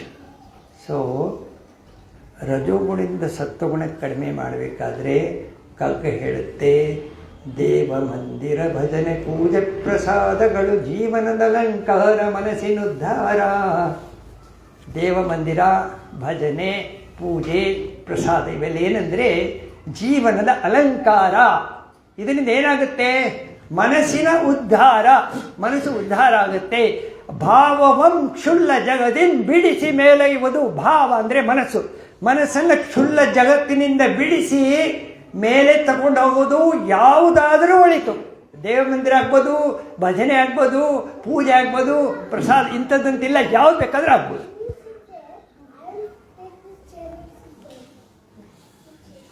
ಯಾವುದು ಬೇಕಾದರೂ ಆಗ್ಬೋದು. ಕಲಿಯುಗದಲ್ಲಿ ಬಹಳ ಸುಲಭ ನಾಮ ಜಪ. ನಾಮ ಜಪ ಕೇಳಿದ್ದೀರಾ? ಸದಾ ಎನ್ನ ಹೃದಯದಲ್ಲಿ ವಾಸ ಮಾಡು ಶ್ರೀಹರಿ. ಹೇಗೆ ವಾಸ ಮಾಡ್ತಾನೆ? ಶ್ರೀಹರಿ ವಾಸ ಮಾಡಬೇಕಾದ್ರೆ ನಾವೇನು ಮಾಡಬೇಕು? ನಾವು ಕೇಳ್ಕೊಳ್ಬೇಕು. ಯಾರನ್ನು ಕೇಳ್ಬೇಕು? ಭಗವಂತನ್ನೇ ಕೇಳಿ. ನಮ್ಗೆ ಬೇರೆ ದಾರಿ ಇಲ್ಲ. ಪಕ್ಕದ ಮನೆಯವರು ಹೆಲ್ಪ್ ಮಾಡಲ್ಲ, ನಮ್ಮ ಜೊತೆಗಿರೋರು, ನಮ್ಮ ಹೆಂಡತಿ ಗಂಡ ಯಾರು ಹೆಲ್ಪ್ ಮಾಡಲ್ಲ. ನಾವೇನು ಮಾಡಬೇಕು? ದೇವ್ರನ್ನ. ಹೇಗೆ ದೇವ್ರನ್ನ ಕೇಳಬೇಕು? ಕಾಗ ಹೇಳುತ್ತೆ, ಆಶೆಗಳ ಕೆಣಕದಿರು, ಪಾಶಗಳ ಬಿಗಿಯದಿರು, ಕ್ಲೇಶದ ಪರೀಕ್ಷೆಗಳಿಗೆ ಎನ್ನ ಕರೆಯದಿರು, ಬೇಸರದ ಪಾತಕ ಸ್ಮೃತಿಯ ಚುಚ್ಚದಿರು ಎನ್ನುತ್ತಾ ಈಶನನ್ನು ಬೇಡುತ್ತಿರೋ ಮಂಕುತಿಮ್ಮ. ಆಸೆಗಳ ಕೆಣಕದಿರು, ನನ್ನ ಆಸೆಗಳನ್ನು ಕೆಣಕಬೇಡ, ದೇವರನ್ನು ಕೇಳ್ಕೊಳ್ಳೋದು. ಪಾಶಗಳ ಬಿಗಿಯದಿರು, ಪಾಶ ನನ್ನವರು ಹಾಗೆ ಹೀಗೆ, ಅದನ್ನು ನನ್ನನ್ನು ಬಿಗಿಬೇಡ, ದೇವರನ್ನು ಕೇಳೋದು. ಕ್ಲೇಶದ ಪರೀಕ್ಷೆಗಳಿಗೆನ್ನ ಕರೆಯದಿರು, ಯಾವುದೋ ಕಷ್ಟದ ಡಿಸಿಷನ್ ತಗೋಬೇಕಂತದಕ್ಕೆಲ್ಲ ನನ್ನ ಕರಿಬೇಡ, ನನ್ನ ಬಿಟ್ಬಿಡು. ಬೇಸರದ ಪಾತಕ ಸ್ಮೃತಿಯ ಚುಚ್ಚದಿರು, ಹಳೇದೇನೋ ಆಗಿರುತ್ತೆ, ಏನೋ ಆಕ್ಸಿಡೆಂಟೋ, ಏನೋ ಅವಗಳೋ, ಏನೋ ಕಾಯಿಲೆ, ಯಾರೋ ಸತ್ತೋಗಿರ್ತಾರೆ, ಏನೋ ನನ್ನ ಮೇಲೆ ಏನೋ ಒಂದು ಹಳೇದು. ಬೇಸರದ ಪಾತಕ ಸ್ಮೃತಿಯ ಚುಚ್ಚದಿರು ಎನ್ನುತ್ತಾ ಈಶನನ್ನು ಬೇಡುತ್ತಿರೋ ಮಂಕುತಿಮ್ಮ. ಇದನ್ನು ದಿವಸ ಕೇಳ್ಕೋಬೇಕು, ದೇವರನ್ನ ಕೇಳ್ಕೋಬೇಕು. ನನಗೆ ಅದು ಕೊಡು, ಇದು ಕೊಡು, ಇದು ಕೊಡು, ಅದು ಕೊಡು. ಅದು ಕೂಡ ಇದೆ. ಭಗವದ್ಗೀತೆಯಲ್ಲಿ ಹೇಳುತ್ತೆ, 4 ಜನ ನನ್ನ ಬಳಿಗೆ ಬರ್ತಾರೆ. ಆರ್ತೋ ಜಿಜ್ಞಾಸು ಅರ್ಥಾರ್ಥಿ ಜ್ಞಾನೀಚ ಭರತರ್ಷಭ. ಆರ್ತ ಅಂದರೆ ತುಂಬ ಕಷ್ಟದಲ್ಲಿರೋರು. ಗಜೇಂದ್ರ ಮೋಕ್ಷ ಕೇಳಿದಿರಲ್ಲ, ಆರ್ತ. ಜಿಜ್ಞಾಸು, ಇದೇನು, ಈ ಪ್ರಪಂಚ ಹೇಗಿದೆ, ಇದು ಯಾಕೆ ಹೀಗಿದೆ, ನಾನೆಲ್ಲ ಬಂದೆ, ನಾನೆಲ್ಲ ಹೋಗ್ತೀನಿ. ಇವನು ಕೂಡ ಭಗವಂತನನ್ನ ಹುಡುಕ್ತಾ ಇರ್ತಾನೆ. ಅರ್ಥಾರ್ಥಿ, ಕೇಳ್ಕೊಳ್ಳೋದು. ತಿರುಪತಿಗೆ ಹೋಗೋದು, ಕತ್ತಿ ಕೊಡ್ತೀನಿ ನಿನಗೆ, ಕಿರೀಟ ಮಾಡಿಸ್ತೀನಿ, ಬಾಗಿಲು ಮಾಡಿಸ್ತೀನಿ. ಕತ್ತಿ ಕೊಟ್ಟವ್ರನ್ನ ಅವ್ನು ಜೈಲಿಗೆ ಕಳಿಸೋ, ಅವ್ನು ಭಾಳ ಬುದ್ಧಿವಂತ ದೇವರು. ಯಾರು ಕತ್ತಿ ಕೊಟ್ಟರು ಅವ್ರನ್ನ ಜೈಲೊಳಗೆ ಕಳಿಸ್ಬಿಟ್ರ. ದೇವರು ಏನು ಅಷ್ಟೇ ಇವು ಸುಲಭವಾಗಿಲ್ಲ, ಅವ್ರು ಲಂಚ ಕೊಡೋಕ್ಕಾಗಲ್ಲ. ಸೊ ಅರ್ಥಾರ್ಥಿ. ಆಮೇಲೆ ಇದು ಅರ್ಥಾರ್ಥಿ, ನಮಗೇನು ಬೇಕೋ, ಕಿವಿ, ನಂಜನಗೂಡಿಗೆ ಹೋಗ್ತಾರೆ ಮಕ್ಕಳಿಗೆ ಕಿವಿ ಇದು ದೇವರಲ್ಲಿ ಆಗುತ್ತೋ ಬಿಡುತ್ತೋ ಗೊತ್ತಿಲ್ಲ. ನಿಮ್ಮ ಮನಸ್ಸು ಎಷ್ಟು ಮಟ್ಟಿಗೆ ಅಲ್ಲಿ ಸರೆಂಡರ್ ಆಗಿದೆ, ಆ ಮನಸ್ಸಿನ ಪ್ರಭಾವದಿಂದ ಅದೆಲ್ಲ ಆಗ್ತದೆ. ಸ್ವಾಮಿ ಚಿನ್ಮಯಾನಂದರು ಹೇಳ್ತಾರೆ, you cannot manipulate a blade of grass in this world. The only thing you can manipulate is your own mind. You can take it to any high level or bring it to any low level. ಅಲ್ಲಿರ್ಬೋದು. So ಏನಾದರೂ ಆದರೆ ನಿಮ್ಮ ಮನಸ್ಸಿನಿಂದ ಆಗ್ತದೆ ಹೊರತು ಆ ದೇವರಲ್ಲಿರೋದು ವಿಗ್ರಹ ಅದೆಲ್ಲ ನೆಪ ಮಾತ್ರ. ಒಂದು ಉದಾಹರಣೆ ಕೊಡ್ತೀನಿ, ನನ್ನ ಅನುಭವ. ನನ್ನಲ್ಲಿ ಈ ಪ್ರಶ್ನೆ ಬಲವಾಗಿತ್ತು. ಚಿನ್ಮಯ ಮಿಷನಲ್ಲಿ ಕೆಲಸ ಮಾಡ್ತಾ ಇದ್ದಾಗ ಸೇವಕನಾಗಿ, ಸ್ವಯಂ ಸೇವಕನಾಗಿ ಕೆಲಸ ಮಾಡ್ತಿದ್ದೆ. ಒಂದು ದಿವಸ ರವಿಯವರು ಹೇಳಿದರು, ರವಿ ಅಂತ ಒಬ್ಬರು ಯಾರೋ ಈ ಥರ ಚಿನ್ಮಯ ಮಿಷನ್ ಒಳಗೆ ಯಾರೋ ಒಬ್ಬರು ನಿಮ್ಗೆ ಬೇಕು ಫ್ರೆಂಡ್, ದಾರಿದೀಪ, ಅವ್ರ ಹಿಂದೆ ಹೋಗೋದು. ಅವ್ರು ಏನಾಯ್ತು, ಒಂದು ದಿವಸ ಫೋನ್ ಮಾಡಿದ್ರು, ಸ್ವಾಮೀಜಿ ನಾವು ಚಕ್ಕೋಳಿಗೆ ಬರ್ತೀವಿ, ಬರ್ತೀರಾ ಚಂದ್ರಶೇಖರ್? ಆಯಿತು ಬರ್ತೀನಿ. ಹೊರಟು ಒಂದು ಕಾರಿತ್ತು, ಅಂಬಾಸಿಡರ್ ಕಾರ್. ಅವಾಗ ಸ್ವಾಮೀಜಿ ಮುಂದ್ಗಡೆ, ರವಿ ಡ್ರೈವಿಂಗ್, ಸ್ವಾಮೀಜಿ ನಾನು ಹಿಂದ್ಗಡೆ ಕೂತಿದ್ದೆ. ನಮ್ಮ ಈ ಅಧ್ಯಾತ್ಮದ ಆಕಾಂಕ್ಷೆ ಇದರ ಜೊತೆ ಹೇಗೆ ಅದು ಕೂಡಿ ಬರುತ್ತೆ ಅಂತ ಮಾತಾಡ್ಕೊಂಡು ಹೋದು. ಸಾಯಂಕಾಲ ನಾಳೆ ಕ್ಯಾಂಪು, ಇಲ್ಲಿಂದೆಲ್ಲ ಬಸ್ಸಲ್ಲಿ ಬರ್ತಾರೆ ಜನ. ಸಾಯಂಕಾಲ ಅಡುಗೆ ಮಾಡಬೇಕು, ನಾವು ಸೇರಿಕೊಂಡು ಅಡುಗೆ ಮಾಡಿ ಎಲ್ಲ ನೋಡಿ ಅಡುಗೆ ಮಾಡಿ ಊಟ ಆಯಿತು. ಸ್ವಾಮೀಜಿ ವೆರಾಂಡದಲ್ಲಿ ಓಡಾಡ್ತಾಯಿದ್ರು, ರವಿನೋ ಓಡಾಡ್ತಾಯಿದ್ರು. ರವಿ ಏನೋ ಕ್ವಶನ್ ಕೇಳಿದ್ರು. ಸೊ ನನಗೆ ಸ್ವಾಮಿ ಇಷ್ಟು ಪಕ್ಕದಲ್ಲಿ ಸಿಕ್ಕಿದ್ದಾರೆ, ಯಾಕೆ ಒಂದು ಪ್ರಶ್ನೆ ನಾನು ಕೇಳಬಾರ್ದು? ಒಂದೇ ಒಂದು ಪ್ರಶ್ನೆ, ಸ್ವಾಮೀಜಿ ನನ್ನೊಂದು ಪ್ರಶ್ನೆ ಏನು ಕೇಳಿ. ನನಗೆ ಉಡುಪಿಯವರು ಪೇಜಾವರ ಕೃಷ್ಣ ಕನಕದಾಸ ಇದ್ರ ಬಗ್ಗೆ ನಿಮಗೆ ಅಧ್ಯಾತ್ಮ ಎಲ್ಲೋ ಒಂದು ಕಡೆ ನನಗೆ ಏನೋ ಡೌಟ್ ಇತ್ತು. ಸ್ವಾಮಿ ಹತ್ರ ಕೇಳಿ, ಸ್ವಾಮಿ ಉಡುಪಿ ಕೃಷ್ಣ ತಿರುಗಿದ್ದಾರೆ, ಕೃಷ್ಣ ಕನಕದಾಸನ ಇದರಲ್ಲಿ ತಿರುಗಿದ್ದು.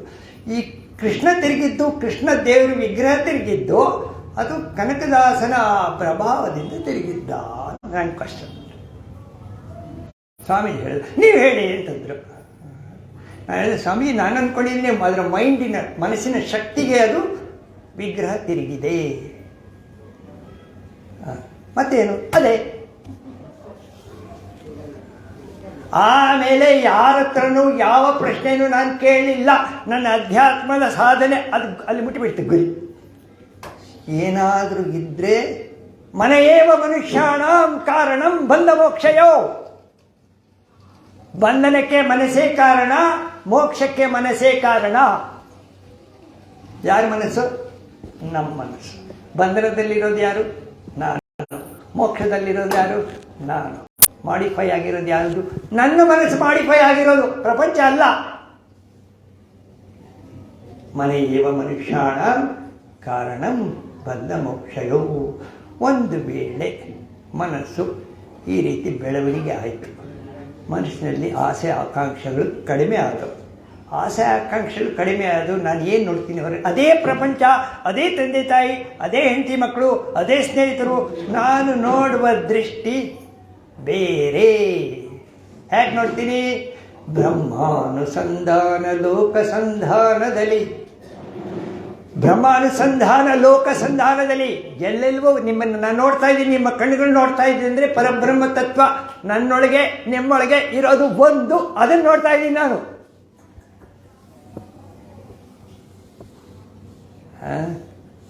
ಬ್ರಹ್ಮಾನುಸಂಧಾನ ಲೋಕಸಂಧಾನದಲ್ಲಿ ಬ್ರಹ್ಮ ದರ್ಶನವೆಲ್ಲ ಜೀವರೂಪದಲ್ಲಿ. ನಿಮ್ಮ ರೂಪದಲ್ಲಿ ನೋಡ್ತಾ ಇದ್ದೀನಿ ಅಂದರೆ ಸಾಕ್ಷಾತ್ ಪರಬ್ರಹ್ಮನನ್ನ ನಿಮ್ಮ ರೂಪದಲ್ಲಿ ನೋಡ್ತಾ ಇದ್ದೀನಿ. ಬ್ರಹ್ಮಾನುಭವ ದೇಹ ಕರ್ಣ ಅನುಭವಗಳಲ್ಲಿ ನನ್ನ ದೇಹದಲ್ಲೇ ನಾನು ಅನುಭವ ಆಗ್ತಾ ಇದ್ದರೆ ಅದು ಬ್ರಹ್ಮಾನುಭವ. ಪರಬ್ರಹ್ಮ ತತ್ವ ನನ್ನ ಮೂಲಕ ಕೆಲಸ ಮಾಡ್ತಾ ಇದ್ದಾನೆ. ನಾನು ನೆಪ ಮಾತ್ರ. ಬ್ರಹ್ಮಾನುಸಂಧಾನ ಲೋಕಸಂಧಾನದಲ್ಲಿ ಬ್ರಹ್ಮ ದರ್ಶನವೆಲ್ಲ ಜೀವರೂಪದಲ್ಲಿ ಬ್ರಹ್ಮಾನುಭವ ದೇಹ ಕರ್ಣ ಅನುಭವಗಳಲ್ಲಿ ಮರ್ಮವಿದು ಮುಕ್ತಿಗೆ ಮಂಕುತಿಮ. ಮುಕ್ತಿಗೆ ಇದು ಗುಟ್ಟು. ಮುಕ್ತಿ ಅಂದ್ರೆ ಏನು? ಏನು ಮುಕ್ತಿ ನೋಡೋಣ. ಮುಕ್ತಿ ಅಂದ್ರೆ ಏನು? ದಾಟಿ ಹೋಗೋದು. Perfectly all right. ಮುಕ್ತಿ ಎಂಬುದು ಮನದ ಸಂಸ್ಥಿತಿಯ ಬೇರಲ್ಲ, ಮನಸ್ಸಿನ ಸಮಸ್ಥಿತಿ ಮುಕ್ತಿ. ಭವಸಾಗರ ದಾಟಿದಾಗ ಮನಸ್ಸು ಸಮಸ್ಥಿತಿಯಲ್ಲಿ ಇರುತ್ತೆ. ಮುಕ್ತಿ ಎಂಬುದು ಮನದ ಸಂಸ್ಥಿತಿಯ ಬೇರಲ್ಲ, ಸಮಸ್ಥಿತಿ. ರಕ್ತಿ ವಿಪರೀತವಾದ ಕಾಗದಿರೆ ಮುಕ್ತಿ. ಆಸಕ್ತಿ ಯಾವಾಗ ಮನಸ್ಸಿಗೆ ಆಗ್ಲಿಲ್ವೋ ನೀವು ಹೇಳಿದ್ದು ಆವಾಗ ಮುಕ್ತಿ. ಡಿಸೈರ್ಲೆಸ್ ಮೈಂಡ್. ರಕ್ತಿ ವಿಪರೀತವಾದ ಕಾಗದಿರೆ ಮುಕ್ತಿ. ಅದಕ್ಕೆ ಏನು ಮಾಡಬೇಕು? ಯುಕ್ತಿಯಿಂ ಕರ್ಣ ಚೇಷ್ಟಿತೆವ ತಿದ್ದುತ ಶಮಿಪ ಶಕ್ತಿವಂತನೆ ಮುಕ್ತ. ಯುಕ್ತಿಯಿಂದ, ವಿಚಾರ ಮಾರ್ಗದಿಂದ, ಕರ್ಣಚೇಷ್ಟಿತವ ಇಂದ್ರಿಯಗಳ ಚೇಷ್ಟೆಗಳನ್ನು ತಿದ್ದುವ, ಶಮಿಪ ಶಾಂತಗೊಳಿಸುವ ಶಕ್ತಿವಂತನೆ ಮುಕ್ತ. ಯುಕ್ತಿಯಿಂದ. ವಿಚಾರ ಮಾರ್ಗ ಅಂತ ಒಂದಿದೆ ಈ ಅಧ್ಯಾತ್ಮ ಸಾಧನೆಯಲ್ಲಿ. ಕರ್ಮ ಮಾರ್ಗ, ಯೋಗ ಮಾರ್ಗ, ಯೋಗ ಅಂತ ಹೇಳ್ತೀರಲ್ಲ, ಆಮೇಲೆ ಭಕ್ತಿ ಮಾರ್ಗ, ವಿಚಾರ ಮಾರ್ಗ. ವಿಚಾರ ಮಾರ್ಗದಲ್ಲಿ ಇದು ಬರುತ್ತೆ. ವಿಚಾರ ಅಂದರೆ ಬುದ್ಧಿಕೋಶ ಯಾರಿಗೆ ಸ್ವಲ್ಪ ಡೆವಲಪ್ ಆಗಿದೆ, ಇಂಪ್ರೂವ್ ಆಗಿದೆ, ಯಾರು ತಮ್ಮ ಇಂಟೆಲೆಕ್ಟನ್ನು ನಿತ್ಯ ಅನಿತ್ಯ ವಸ್ತು ವಿವೇಕ ಕೇಳಿದ್ದೀರಾ? ನಿತ್ಯಾನಿತ್ಯ ವಸ್ತು ವಿವೇಕ ಅಂತ ಕೇಳಿದ್ದೀರಾ? ವಿವೇಕ ಅನ್ನೋ ವರ್ಡ್ ಕೇಳಿದ. ನಿತ್ಯ ಅನಿತ್ಯ, ಯಾವುದು ನಿತ್ಯ ಯಾವುದು ಅನಿತ್ಯ? ವಸ್ತು ವಿವೇಕ. ಯಾವುದು ನಿತ್ಯ ಯಾವುದು ನಿತ್ಯ? ಅನಿತ್ಯ ಯಾವುದು? ಅನಿತ್ಯ ಯಾವುದು? You are still in the material world. ನಿತ್ಯ ಅನಿತ್ಯ ವಸ್ತು ವಿವೇಕ ಅಂದರೆ ಯಾವುದು ಬದಲಾವಣೆಗೆ ಒಳಪಡ್ತಾ ಇಲ್ಲವೋ ಅದು ನಿತ್ಯ, ಯಾವುದು ಬದಲಾವಣೆಗೆ ಒಳಪಡ್ತಾ ಇದೆಯೋ ಅದು ಅನಿತ್ಯ. ನೋಡಿ, 100 ವರ್ಷದ ಹಿಂದೆ ಚಂದ್ರಶೇಖರ್ ಅನ್ನೋ ವ್ಯಕ್ತಿ ಇಲ್ಲ, ಇನ್ನೊಂದು 100 ವರ್ಷ ಆದಮೇಲೆ ಚಂದ್ರಶೇಖರ್ ಅನ್ನೋ ವ್ಯಕ್ತಿ ಇಲ್ಲ. ಇವಾಗ ಇರೋ ಥರ ಇದ್ದಾನೆ, ಬದಲಾವಣೆಗೆ ಒಳಪಟ್ಟಿದ್ದಾನೆ, ಪ್ರತಿ ಕ್ಷಣವೂ ಬದಲಾವಣೆ ಆಗ್ತಾ ಇದ್ದಾನೆ, ಅನಿತ್ಯ. ಚಂದ್ರಶೇಖರ್ ಅನ್ನೋನು ಅನಿತ್ಯ. ಆದರೆ ನಿತ್ಯ ಯಾವುದು? ಪರಮಾತ್ಮ ತತ್ವ. ನಾನು ಎಲ್ಲಿಂದ ಬಂದಿದ್ದೀನಿ, ಎಲ್ಲಿದ್ದೀನಿ, ಎಲ್ಲಿಗೆ ಹೋಗ್ತಾ ಇದ್ದೀನಿ, ಎಲ್ಲದಕ್ಕೂ ಆಧಾರವಾಗಿರೋದು ಪರಮಾತ್ಮ ತತ್ವ. ಅದು ನಿತ್ಯ. ನಿತ್ಯ ಅನಿತ್ಯ ವಸ್ತು ವಿವೇಕ. ಗೌಡಪಾದಕಾರಿಕೆ ಅಂತ ಬರುತ್ತೆ ಮಾಂಡಿಕ್ಯದಲ್ಲಿ. ಮಾಂಡಿಕ್ಯ ಉಪನಿಷತ್ತಲ್ಲಿ ಗೌಡಪಾದಕಾರಿಕೆ. ಅವರು ಗೌಡಪಾದರು ಭಾಳ ಟಫ್, ಯಾರು ಬೆದರಲ್ಲ. ಅವ್ರು ಹೇಳ್ತಾರೆ, ಆದೌ ಅಂತೇಚ ಎನ್ನಾಸ್ತಿ ವರ್ತಮಾನೇಪಿ ತತ್ತತ. ಆದೌ ಮೊದಲು, ಅಂತೆ ಕೊನೆಗೆ, ಎನ್ ನಾಸ್ತಿ ಯಾವುದು ಇಲ್ವೋ, ವರ್ತಮಾನೇಪಿ ತತ್ ಈವಾಗಲೂ ಅದು ಇಲ್ಲ. ಯಾವುದು ಹಿಂದೆ ಇರಲಿಲ್ವೋ, ಯಾವುದು ಮುಂದೆ ಇರಲ್ವೋ ಅದು ಈವಾಗಲೂ ಇಲ್ಲ. ನಾವು ಒಪ್ಪಲ್ಲ.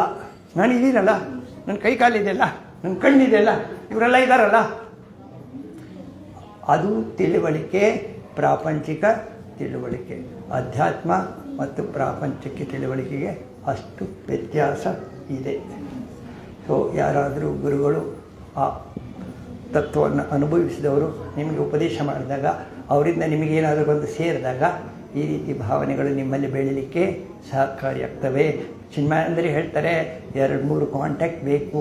ಈ ಥರ ಯಾರು ಸಾಧಕರಿದ್ದಾರೆ ಅವರ ಹತ್ರ ಕಾಂಟ್ಯಾಕ್ಟ್ ಇಟ್ಕೊಂಡಾಗ ಮನುಷ್ಯನಲ್ಲಿ ವಿಪರೀತವಾಗಿ ಈ ಥರ ಶಕ್ತಿಗಳು ಬೆಳೀಲಿಕ್ಕೆ ಶುರುವಾಗ್ತವೆ, ಪ್ರೇರಣೆ ಸಿಗುತ್ತೆ. ಇದರಿಂದ ಅಧ್ಯಾತ್ಮದಲ್ಲಿ ಮುಂದೆ ಹೋಗಲಿಕ್ಕೆ ಸಾಧ್ಯ ಆಗುತ್ತೆ. ಈ ಮುಂದೆ ಹೋದರೆ ನಿಮಗೆ ಏನು ಅನುಕೂಲ? ಏನು ಅನುಕೂಲ? ಆಧ್ಯಾತ್ಮದಲ್ಲಿ ಮುಂದೆ ಹೋಗ್ತೀವಿ. ಏನು ಅನುಕೂಲ? ಏನು ಅನುಕೂಲ? ನೀವು ಇಂಜಿನಿಯರಿಂಗ್ ಓದಿದರೆ ಏನು ಅನುಕೂಲ ಹೇಳ್ತೀರಿ, ಮೆಡಿಕಲ್ ಓದಿದರೆ ಏನು ಅನುಕೂಲ ಹೇಳ್ತೀರಿ? Piece of mind. ಸೊ ನಿಮಗೆ ನೆಮ್ಮದಿ ಸಿಗುತ್ತೆ. ಸೊ ನೀವೆಲ್ಲ ನೆಮ್ಮದಿ ಸಿಕ್ಬಿಟ್ಟಿದೆ ನಿಮಗೆ, ಬಂದ್ಬಿಟ್ಟಿದ್ದೀರಾ, ನೆಮ್ಮದಿಗೆ ಬಂದ್ಬಿಟ್ಟಿದ್ದೀರಾ ನೀವು. ಆದರೆ ಇನ್ನೊಂದು ಅಡಿಷನಲ್ ಇನ್ಫಾರ್ಮೇಷನ್ ಕೊಡ್ತೀನಿ, ನಿಮಗೆ ಧೈರ್ಯ ಬರುತ್ತೆ. ಧೈರ್ಯ.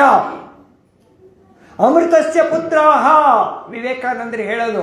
ನೀವೆಲ್ಲ ಅಮೃತ ಪುತ್ರರು, ನಿಮಗೆ ಸಾವಿಲ್ಲ. ನನಗೆ ಸಾವಿಲ್ಲ. ಸಾವು ಯಾರಿಗೆ? ಈ ದೇಹಕ್ಕೆ. ಇದು ಬಸ್ಸು, BTS ಬಸ್ ಇದೊಂದು. ನಾನು ಬಂದ್ಬಿಟ್ಟಿದ್ದೀನಿ, ಇದು ಬಿಟ್ಟು ಹೋಗ್ತೀನಿ ಅಷ್ಟೇ. ಬಸ್ ಬಿಟ್ಟು ಹೋಗ್ತೀರಾ ನೀವು? ಅಳ್ತೀರಾ? ಬಸ್ಸಲ್ಲಿ ಇಳಿದೋದಾಗ ಅಳ್ತೀರಾ? ಇದು ಅಷ್ಟೇ. ಅಷ್ಟೇ ವ್ಯತ್ಯಾಸ. ನಿಜವಾದ ತಿಳುವಳಿಕೆ ಬಂದವರಿಗೆ, ಆಧ್ಯಾತ್ಮದ ಉನ್ನತ ಸ್ಥಿತಿಯವರಿಗೆ, ಅವರು ಇದಿದ್ರೂ ಹೋದರೂ ಯಾವ ವ್ಯತ್ಯಾಸವೂ ಇರಲ್ಲ.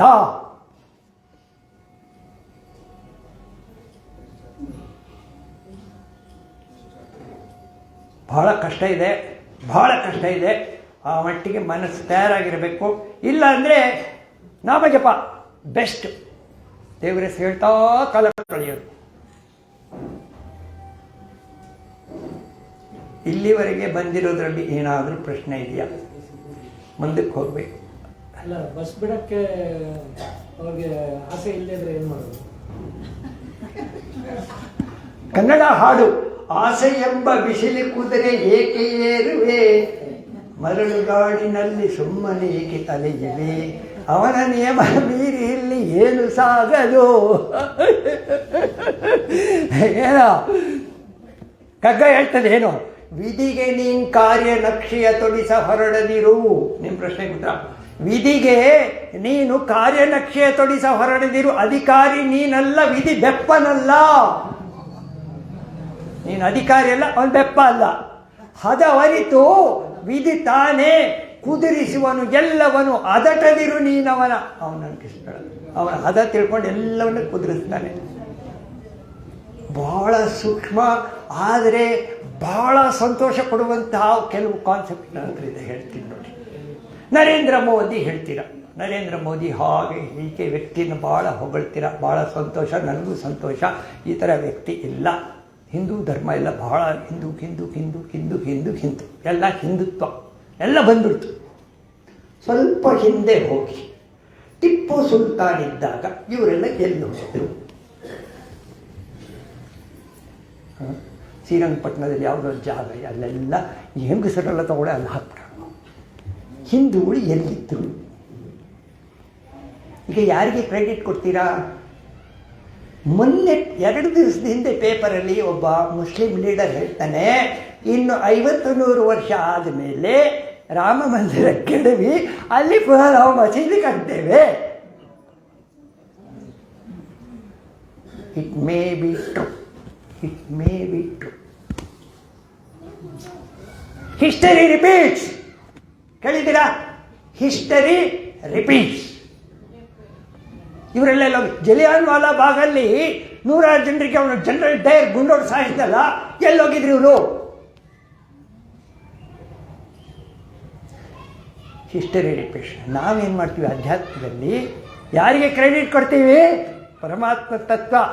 ಆವಾಗಲೂ ಪರಮಾತ್ಮ ತತ್ವನೇ ಕೆಲಸ ಮಾಡಿ. ಟಿಪ್ಪು ಸುಲ್ತಾನ್ ಮೂಲಕನೂ ಪರಮಾತ್ಮ ತತ್ವ, ಮೋದಿ ಮೂಲಕನೂ ಪರಮಾತ್ಮ ತತ್ವ, ಇನ್ನು ಯಾರಾದ್ರೂ ಮುಂದೆ ಮನೆ ಆಳೋರು ಬಂದರೆ ಅವ್ರ ಮೂಲಕನೂ ಪರಮಾತ್ಮ ತತ್ವ. ಒಪ್ಕೋತೀರಾ? ಇಲ್ಲ, ದೇವರಲ್ಲಿಲ್ಲ. ದೇವ್ರಿ ಬಿನ್ ಲೇಡನ್ನಲ್ಲೂ ಪರಮಾತ್ಮ ತತ್ವ. ಬಹಳ ಧೈರ್ಯ ಬೇಕು ಇದನ್ನು ಆಕ್ಸೆಪ್ಟ್ ಮಾಡಬೇಕಾದ್ರೆ. ಇಲ್ಲೋದ್ರೆ ನನ್ನ ದೇವರು, ನನ್ನಿದು, ಅವನು ಬೇರೆ ಇವನು ಬೇರೆ, ಇದೇ ಆಗೋಗ್ಬಿಡುತ್ತೆ ಹೊರತು ಬರೀ ಅದಲ್ಲ. ಮಠದಲ್ಲಿ ಅವನು ಸ್ಮಾರ್ತನ, ಅವನು ಮಾಧ್ವನ, ಇವು ಯಾವಾಗ ಇಂಪ್ರೂವ್ ಆಗೋದು?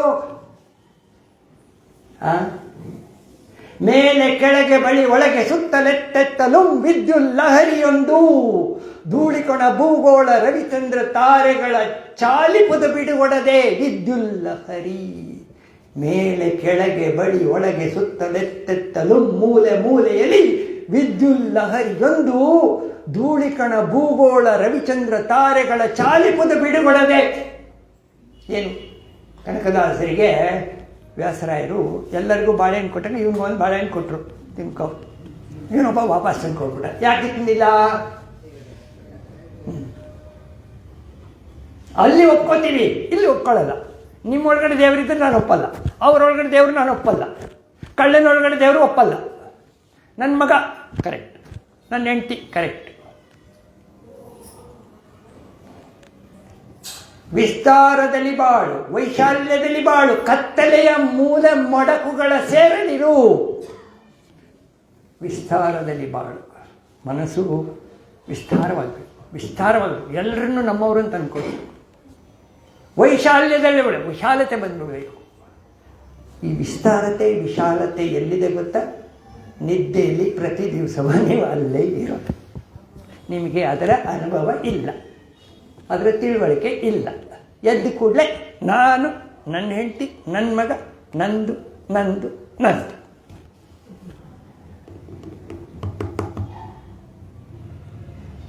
ವಿಸ್ತಾರದಲ್ಲಿ ಬಾಳು, ವೈಶಾಲ್ಯದಲ್ಲಿ ಬಾಳು, ಕತ್ತಲೆಯ ಮೂಲೆ ಮೊಡಕುಗಳ ಸೇರದಿರು. ಭಾಸ್ಕರನ ಅನುಗ್ರಹವೇ ನೂತನ ಜೀವನ ಸತ್ವ. ಇದು ತಿಳ್ಕೊಂಡಾಗ ಏನಾಗುತ್ತೆ ಅಂದರೆ, ಮೃತ್ಯು ನಿನಗೆ ಅಲ್ಪತೆಯ ಮಂಕುತಿಮ್ಮ, ಮೃತ್ಯು ನಿನಗೆ ಅಲ್ಪತೆ. ವಿಸ್ತಾರತೆ ಬಂದುಬಿಟ್ರೆ, ರಮಣ ಮಹರ್ಷಿಗಳು ಅಂತ ಇದ್ದರು, ಕೇಳಿದ್ರ? ರಮಣ ಮಹರ್ಷಿಗಳು ತಿರುವಣ್ಣಾಮಲೆ. ಅವರ ಸ್ಥಿತಿ ಹೇಗೆ ಗೊತ್ತಾ? 1% ದೇಹದಲ್ಲಿದ್ದರು ಅವರು, 99% ವಿಸ್ತಾರವಾಗಿಬಿಟ್ಟಿದ್ರು.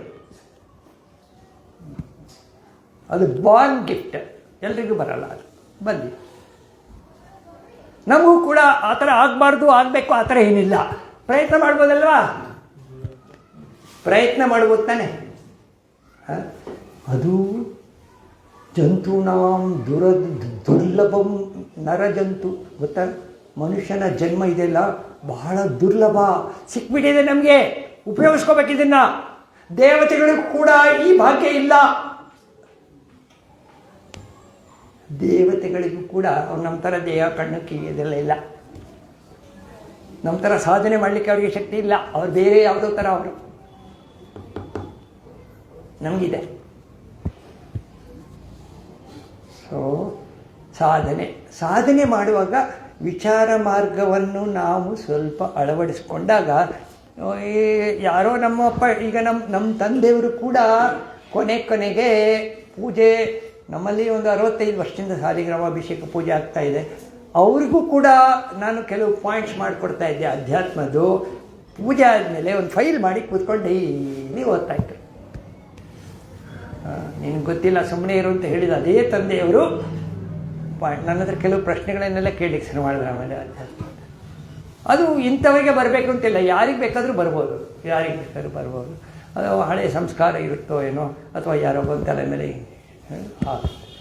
ಇದೆಲ್ಲ ಉದ್ದೇಶ ಏನಂದರೆ, why do you come to Vedanta? ಒಂದು question, why do you come to Vedanta? ಅದಕ್ಕೆ ಉತ್ತರ, to get tons and tons of Joy.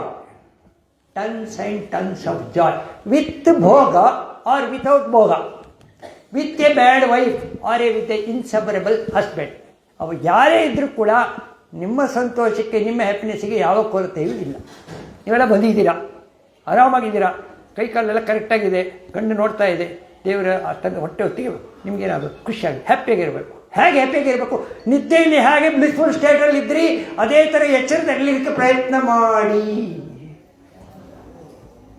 ಪ್ರಾಪಂಚಿಕ ವಿಷಯಗಳು, ರಾಮಕೃಷ್ಣ ಪರಮಹಂಸರು ನೋಡಿ ಹೇಳ್ತೀನಿ, ಪ್ರಾಪಂಚಿಕ ವಿಷಯಗಳಿಗೆ ಹೇಗೆ ನಮಗೆ ಆಧ್ಯಾತ್ಮದಲ್ಲಿ ಇಂಪಾರ್ಟೆನ್ಸ್ ಅಂದರೆ, ರಾಮಕೃಷ್ಣ ಪರಮಹಂಸರನ್ನ ಕರಿತಾ ಇದ್ದರು, ಸತ್ಸಂಗ ಹೋಗ್ತಿದ್ರಿ. ಅರ್ಧ ಮನೆಗೆ ಹೋದಾಗ ಅವೆಲ್ಲ ಆಂಗ್ಲೋ ಇಂಡಿಯನ್ ಆ ಟೈಪ್ ಇಂಗ್ಲೀಷ್ ಬ್ರಿಟಿಷ್ ಇನ್ಫ್ಲುಯೆನ್ಸ್ ಇತ್ತಲ್ಲ, ಆ ಟೀಪಾಯ್ ಮೇಲೆ ನ್ಯೂಸ್ ಪೇಪರು ಮ್ಯಾಗ್ಝಿನ್ ಎಲ್ಲ ಇಡ್ತಿದ್ರು.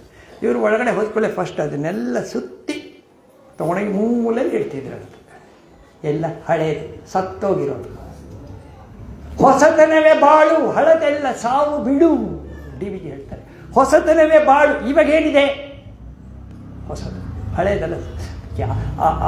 ಕಟ್ಟೆಯಲ್ಲಿ ಕೂತ್ಕೊಂಡು ಮಾತಾಡ್ತಾರೆ, ನಾನು ಆಗಿದ್ದಾಗ ಹಾಗಿತ್ತು, ಈಗಿದ್ದಾಗ ಆ ಕಾಲ ಕೆಟ್ಟೋಗಿದೆ, ಅದಿದೆ, ಇದನ್ನೇ ಮಾತಾಡೋದು.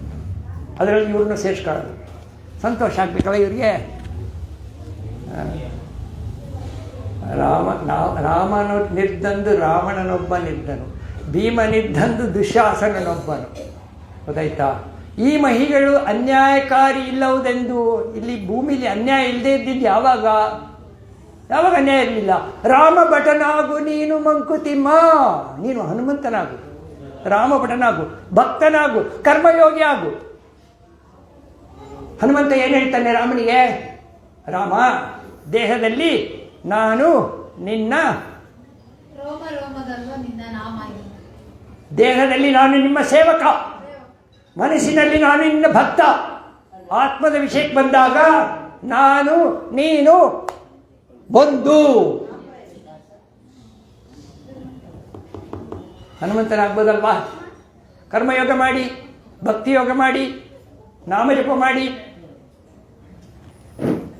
ಎಲ್ಲರೂ ದೇವರ ಭಾವನೆ ಗುರುತಿಸಿ ಮನಸ್ಸಿನ ತಳಮಳ, ಮನಸ್ಸಿನ ಲೋಡು ಕಡಿಮೆ ಆಗುತ್ತೆ. ಯಾವಾಗ ನನ್ನ ಬಗ್ಗೆ ಆಲೋಚನೆಗಳು ಒಳಗಡೆ ಬರ್ತವೆ, ತೂಕ ಜಾಸ್ತಿ ಆಗುತ್ತೆ, ಮನಸ್ಸಿನ ತೂಕ ಜಾಸ್ತಿ, ನಿದ್ದೆ ಬರಲ್ಲ, ಹಳೆಯದೆಲ್ಲ ಬಂದು ಚುಸ್ತಾ ಇರುತ್ತೆ. ಸೊ ನಾಮಜಪ, ಹರಿನಾಮವೇ ಚಂದ, ಅದ ನಂಬಿಕೋ ಕಂದ. ಸೊ ಬೇಕಾದಷ್ಟು ವಿಷಯಗಳಿದೆ ಕಗ್ಗದಲ್ಲಿ. ವಿಷಯ ಜಾಸ್ತಿ ಆದರೆ ಹೇಳಿ, ಬಿಟ್ಬಿಡಿ. ಏನಾದ್ರು ಅರ್ಥ ಆಗಿದ್ರೆ ತಗೊಳ್ಳಿ, ಕ್ವಶನ್ ಇದ್ದರೆ ಕೇಳಿ. ಯಾಕೆಂದರೆ ನನಗೇನು ತಿಳುವಳಿಕೆ ಬಂದಿದೆ ಹೇಳಿದ್ದೀನಿ. ಆಮೇಲೆ ಮೋಕ್ಷ, ಕೆಲವರೆಲ್ಲ ಈ ಮೋಕ್ಷ ಇವಾಗಲೇ ಪಡೆದ್ಬಿಡ್ತೀನಿ ಹಾಗೆ ಹೀಗೆ ಅಂತೆಲ್ಲ ಇರುತ್ತೆ. ನಿಮಗೆಲ್ಲ ಪಾಪ ನೀವೆಲ್ಲ ತುಂಬ ನಂತರನೇ, ನಾನು ಸ್ವಲ್ಪ ವಯಸ್ಸಾಗಿರೋ ದಾಟಿ ಬಂದುಬಿಟ್ಟಿದ್ದೀರಾ. ಮೋಕ್ಷದ ಆಶೆಗಳು ಅತಿ ಆತುರತೆ ಒಳಿತಲ್ಲ, ಶಿಕ್ಷೆ ಬಹುಕಾಲ ನಡೆಯದೆ ಮೋಕ್ಷವಿಲ್ಲ, ಲಕ್ಷ್ಯ ತಪ್ಪದೆ ಚರಿಸು ಸಾಮಾನ್ಯ ಧರ್ಮಗಳ. ಲಕ್ಷ್ಯ ಅಂದ್ರೇನು? ಪರಮಾತ್ಮನ ಮೇಲೆ ನಿಮ್ಮ ಗುರಿಯನ್ನು ಇಟ್ಟುಕೊಂಡು ಸಾಮಾನ್ಯ ಧರ್ಮಗಳನ್ನು ನೀವು ಮಾಡ್ತಾ ಇದ್ದಾಗ ಮೋಕ್ಷ ಸ್ವತಃ ಸಿದ್ಧ. ನೀವೇನು, ನಾನೀಗ ಪಾಠ ಮಾಡ್ತಾ ಇದ್ದರೆ ಮೋಕ್ಷ, ನಾನು ಪರಮಾತ್ಮನಲ್ಲಿ ನನ್ನ ಮನಸ್ಸನ್ನು ಇಟ್ಟಿದ್ದರೆ ಈವಾಗಲೇ ಮೋಕ್ಷ, ಈವಾಗಲೇ ಮುಕ್ತಿ. ಹೊಸದಾಗಿ ಪುರಾಣಗಳಲ್ಲಿ ಭೂಲೋಕ, ಗಂಧರ್ವ ಲೋಕ, ಲೋಕ, ಯಕ್ಷಲೋಕ, ಅದೆಲ್ಲ ಬುರುಡೆ, ಅದೆಲ್ಲ ಇಟ್ಕೋಬೇಡಿ. ಅದೆಲ್ಲ ಈ ಕೆಲಸಕ್ಕೆ ಬರಲ್ಲ ನಿಮಗೆ, ಯಾವುದೇ ಕೆಲಸಕ್ಕೆ ಬರಲ್ಲ. ಮನಸ್ಸಾಗಿದೆ, ಇವಾಗ ಆಗಿದೆ. ನಗು ನಗುತ್ತ ಬಾಳ್, ನಗು ನಗುತ್ತ ತೆರಳ್, ಎರಡೇ. ನಗುತ್ತಾ ಬಾಳೋದು, ನಗುವು ಸಹಜದ ಧರ್ಮ, ನಗಿಸುವುದು ಪರಧರ್ಮ. ನಗುವಾಗ ಯಾರೋ ನಗ್ತಾ ಇದ್ರೆ ಅವ್ರನ್ನ ಕೇಳಿ ನಗೋದು ಅತಿಶಯದ ಧರ್ಮ. ನಗುವ, ನಗಿಸುವ, ನಗಿಸಿ ಬಾಳುವ ವರವಮಿಗೆ ನೀನು ಬೇಡಿಕೊಳ್ಳೋ, ಅದನ್ನು ಬೇಡ್ಕೋ ದೇವ್ರ ಹತ್ರ. ಏನಿದ್ರು ದೇವ್ರ ಹತ್ರನೇ ಬೇಡಬೇಕು. ದೇವ್ರು ಎಲ್ಲಿದ್ದಾರೆ?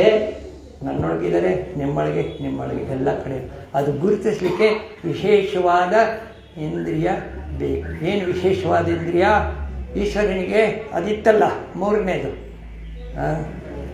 ಅದು ಮೂರನೇ ಕಣ್ಣು ಅಂದರೆ ಜ್ಞಾನ ಚಕ್ಷು ಅಂತ. ಜ್ಞಾನ ಚಕ್ಷುವಲ್ಲಿ ಏನಾಗುತ್ತೆ, ಕಾಮದಹನ ಅಂದರೆ ನಿಮ್ಮ ಆಸೆಗಳೆಲ್ಲ, ಜ್ಞಾನ ನಿಮಗೆ ಬಂದುಕೊಳ್ಳೆ ಆಸೆಗಳೆಲ್ಲ ಸುಟ್ಟೋಗ್ತವೆ. ಕಾಮದಹನ ಇವರೆಲ್ಲ ತರಗೆ ಇದೆಲ್ಲ ಹಾಕ್ಬಿಟ್ಟು ಬೆಂಕಿ ಹಾಕ್ಬಿಟ್ಟು ಡ್ಯಾನ್ಸ್ ಮಾಡ್ತಾರಲ್ಲ, ಮಾಡ್ಕೊಳ್ಳಿ ಬಿಡಿ, ಸಂತೋಷ, ಅದು ಅಲ್ಲೇನೋ ಸಂತೋಷ ಪಡ್ತಾರೆ. ಕಾಮದಹನ ಅಂದರೆ ನಮ್ಮಲ್ಲಿರುವ ಆಸೆ ಆಕಾಂಕ್ಷೆಗಳು, ನಮ್ಮಲ್ಲಿರುವ ಜ್ಞಾನದಿಂದ ಸುಟ್ಟೋಗ್ಬೋದು. ಈಶ್ವರ ಈವನ್ ನಿಮ್ಮ ಭಗವದ್ಗೀತೆ ಕೂಡ ಅರ್ಜುನ ಕೃಷ್ಣ ಯಾಕಿದೆ ಅಂದರೆ ನಮ್ಮ ಒಳಗಿರುವ ಜೀವಾತ್ಮ ಮತ್ತು ಪರಮಾತ್ಮ ಇವರಿಗೆ ಸಂಬಂಧ. ಜೀವಾತ್ಮ ಕರೆ ಸವ, ಪರಮಾತ್ಮ ದೇತ ಹೆಜ್ಜವ. ಸೊ ವಿಚಾರ ಮಾರ್ಗದಲ್ಲಿ ನಾವು ಏನು ಮಾಡ್ತೀವಿ ಅಂದರೆ ನಮ್ಮ ಜೀವಾತ್ಮ ನಮ್ಮೊಳಗಿರೋ ಪರಮಾತ್ಮನಲ್ಲಿ ಪ್ರಶ್ನೆ ಹಾಕೋದು, ನಮಗೆ ಉತ್ತರ ಸಿಗುತ್ತೆ ಒಳಗಡೆ. ಇದಕ್ಕೆ ವಿಚಾರ ಮಾರ್ಗ. ಏನು ಹೇಳ್ತೀರಿ ನೀವು? ಇಂಟ್ರೋಸ್ಪೆಕ್ಷನ್. ನೀವೇನೇನು ಪುಸ್ತಕ ಓದಿದ್ದೀರಾ, ಏನೇನು ತಿಳ್ಕೊಂಡು ಅದ್ರ ಬಗ್ಗೆ ನಿಮ್ಮ ಮನಸ್ಸನ್ನು ವಿಚಾರ ಮಾರ್ಗ. ಏನಾದರೂ ಪ್ರಶ್ನೆ ಇದೆಯಾ? ಪ್ರಶ್ನೆ ಕೇಳಿ, ಏನಾದರೂ ಕೇಳಿ, ಎಲ್ಲರಿಗೂ ಉಪಯೋಗ ಆಗುತ್ತೆ. ನಮಗೇನು ಗೊತ್ತಿದ್ದರೆ ಎಲ್ಲರೂ ಹಂಚ್ಕೊಳ್ಳೋಣ. ನಮ್ಮ ಆಸೆಗಳನ್ನು ಕಮ್ಮಿ ಮಾಡಿಕೊಳ್ಳೋ ವಿಧಾನ ಯಾವುದು? ಆಸೆಗಳನ್ನು ಕಮ್ಮಿ ಮಾಡೋಕ್ಕೆ ವಿಧಾನ ಒಂದೇ, ದೇವ ಮಂದಿರ, ಭಜನೆ, ಪೂಜೆ, ಪ್ರಸಾದ. ನಿಮ್ಮ ಮನಸ್ಸನ್ನು ಒಳಗಡೆ ತಿರುಗಿಸೋದು, ಪರಮಾತ್ಮ ತತ್ವ ಕಡೆ ತಿರುಗಿಸೋದು. ಸೊ ಏನಪ್ಪ, ಎಲ್ಲರೂ ಕೂಡ ಹೊರಗಡೆನೇ ಹೋಗ್ತಾ ಇರ್ತಾರೆ, ನಾನೊಬ್ಬ ಹೇಗೆ ಒಳಗಡೆ ಹೋಗೋದು ಅಂತ ನಮಗೆ ಮುಜುಗರ ಅಷ್ಟೇ. ಅದಕ್ಕೆ ಸ್ವಲ್ಪ ಧೈರ್ಯ ಬೇಕು. ಈಗ ನನಗೆ ಯಾರನ್ನು ಕೇರ್ ಮಾಡೋದು, ನಾನು ಇರೋದೇ ಹೀಗೆ ನೋಡಿ ಸ್ವಾಮಿ, ನಾವಿರೋದು ಹೀಗೆ. ನನಗೆ ಯಾರ ಹತ್ರ ಮಾತಾಡೋದು ಕಗ್ಗ ಭಗವದ್ಗೀತೆ ಬಿಟ್ಟರೆ ನನಗೆ ಯಾರು ಫ್ರೆಂಡ್ಸ್ ಇಲ್ಲ. ಯಾಕೆಂದರೆ ಇದು ಕೇಳೋಕ್ಕೆ ಯಾರಿಗೂ ಇಷ್ಟ ಇಲ್ಲ. ನನಗೆ ಅಷ್ಟು ಅನುಕೂಲ, ಯಾರು ಫೋನ್ ಮಾಡಲ್ಲ. ಆಸೆಗಳು ಯಾರು ಫೋನ್ ಮಾಡಲ್ಲ, ನಿಮಗೆ ಯಾರೂ ಡಿಸ್ಟರ್ಬ್ ಮಾಡಲ್ಲ. ಯಾಕಂದರೆ ನೀವು ಮಾತಾಡಿದ್ರೆ ಕಗ್ಗ ಮಾತಾಡ್ತೀರಾ, ಅವ್ನಿಗೆ ಅರ್ಥ ಆಗಲ್ಲ. ಈ ಮಟ್ಟಕ್ಕೆ ಬರೋಕ್ಕೆ ಅವ್ನಿಗೆ ಇಷ್ಟ ಇಲ್ಲ, ಆ ಮಟ್ಟಕ್ಕೆ ಹೋಗಕ್ಕೆ ನನಗೆ ಇಷ್ಟ ಇಲ್ಲ. ನಿಮ್ಮ ದಾರಿಯನ್ನು ನೀವು ಸ್ವತಃ ಕಂಡುಕೊಂಡು ಹೋಗಬೇಕು. ವೇದ ಹೇಳ್ತೀನಿ ನೋಡಿ, ವೇದ, ಲೋಕಾಚಾರ, ನಿನ್ನ ಅನುಭವದ ಯುಕ್ತಿ. ವೇದ ಅಂದರೆ ಏನು ಬರೆದಿದೆ ಶಾಸ್ತ್ರ, ಲೋಕಾಚಾರ ಜನಗಳು ಹೇಗೆ ಬಿಹೇವ್ ಮಾಡ್ತಾ ಇದ್ದಾರೆ, ನಿನ್ನ ಅನುಭವ, ನಿನಗೇನು ಲೈಫಲ್ಲಿ ಇದುವರೆಗೆ ಎಕ್ಸ್ಪೀರಿಯೆನ್ಸ್ ಆಗಿದೆ, ಶೋಧಿಸಿ ಮೂರನ್ನು ಸಂವಾದಗೊಳಿಸು. ಈ ಮೂರನ್ನು ಸೇರಿಸಿ ಸಂವಾದ. ಸಾಧಿತ ಜ್ಞಾನ, ಬರುವ ಜ್ಞಾನ, ನರಸಾಧ್ಯ ಪ್ರಮಾಣ. ದಾರಿ ದೀಪವದು ನಿನಗೆ ಮಂಕುತಿಮ್ಮ. ಅವರವರ ದೀಪನ ಅವರವರೇ ಕಂಡುಕೊಳ್ಬೇಕು. ನಿಮ್ಮ ದೀಪ ನಾನು ಕೊಡೋಕ್ಕಾಗಲ್ಲ, ಇವ್ರ ದೀಪ ನಾನು ಕೊಡೋಕ್ಕಾಗಲ್ಲ, ಅವ್ರ ದೀಪ ಅವ್ರು ಕೊಡೋಕ್ಕಾಗಲ್ಲ. ಅವ್ರವ್ರ ದೀಪ ಅವರವರೇ ಕಂಡುಕೊಳ್ಬೇಕು. ವೇದ, ಲೋಕಾಚಾರ, ನಿನ್ನನುಭವದ ಯುಕ್ತಿ, ಶೋಧಿಸಿ ಮೂರನ್ನು ಸಂವಾದಗೊಳಿಸು. ಸಾಧಿತ ಜ್ಞಾನ, ನರಸಾಧ್ಯ ಪ್ರಮಾಣವದು, ಹಾದಿ ದೀಪವದು ನಿನಗೆ, ಅದರಲ್ಲಿ ಹೋಗಬೇಕು. ಇದಕ್ಕೂ ಕೂಡ ಒಂದು ಲಿಮಿಟ್ ಇದೆ. ದೀಪ ಸರಿ, ವೇದ ಎಷ್ಟು ದಿವಸ? ನಭವ ಸೇರಿದವಂಗೆ. ಇವೆಲ್ಲ ದಾರಿಗಳು, ವೇದಶಾಸ್ತ್ರಗಳೆಲ್ಲ ಹಾದಿಗಳು, ಉರಿಯುವ ಪಂಚುಗಳು, ನಿಮಗೆ ದಾರಿ ತೋರಿಸುವ ಪಂಚುಗಳು, ಲೈಟ್. ಆದರೆ ನಭವ ಸೇರಿದವಂಗೆ ಅಲ್ಲಿ ಹೋಗ್ಬಿಟ್ಟಿದ್ದಾನೆ. ದಾರಿ ದೀಪಗಳಿಂದೇನೋ ಅವನಿಗೆ ವೇದನೂ ಬೇಡ, ಶಾಸ್ತ್ರನೂ ಬೇಡ, ದೇವರು ಬೇಡ, ಏನು ಬೇಡ ಅವನಿಗೆ. ನೈರಾಶ್ಯ ನಿರತಂಗೆ ದೇವತೆಗಳಿಂದೇನು, ಆಸೆಯನ್ನೇ ತ್ಯಜಿಸಿದವನಿಗೆ ದೇವತೆಗಳಿಂದೇನಾಗಬೇಕು? ಪಾರಂಗತಂಗೆ ಆಳಗಳು ದೂರ, ನದಿಯಿಂದ ದಾಟಿಬಿಟ್ಟಿದ್ದಾನೆ, ಅವನ ಆಳ ಎಷ್ಟು ದೂರ, ಎಷ್ಟು ಅವನಿಗೇನು? ಶೈರಪದವಾತ್ ಅವನದೇ ಒಂದು ದಾರಿ ಹೋಗ್ತಾ ಇರ್ತಾನೆ. ಅವನು ಯಾರಿಗೂ ಕೇರ್ ಮಾಡಲ್ಲ, ಅವನದೇ ದಾರಿಲಿ ಹೋಗ್ತಾನೆ. ಅವನು ನೋಡಿ ಯಾರಾದ್ರೂ ಇನ್ಫ್ಲೂಯೆನ್ಸ್ ಆಗಿ ಅವನಿಂದ ಹೋಗ್ತಾರೆ. ಇವನೇನೋ ಕಂಡುಕೊಂಡಿದ್ದಾನೆ, ಯಾವಾಗಲೂ ಸಂತೋಷವಾಗಿರ್ತಾನೆ, ಇವನಿಂದ ನಾನು ಯಾಕೆ ಹೋಗಬಾರ್ದು, ನನಗೆ ಇವನಿಂದ ಹೋದರೆ ಸಿಗುತ್ತೆ. ಭಾಗವತ ಭಕ್ತ ಭಗವಾನ್.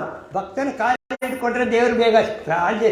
ಅವನು ಮೊಸಳೆ ಕಾಲು, ಆನೆಯ ಕಾಲು ಹಿಡಿದುಕೊಳ್ಳಿ, ಅದಕ್ಕೂ ಮೋಕ್ಷ ಸಿಕ್ಬಿಡ್ತು. ಅದು ಭಕ್ತನ ಕಾಲು ಹಿಡ್ಬಿಟ್ಟಿದೆ, ಗೊತ್ತಿಲ್ಲೇನೆ.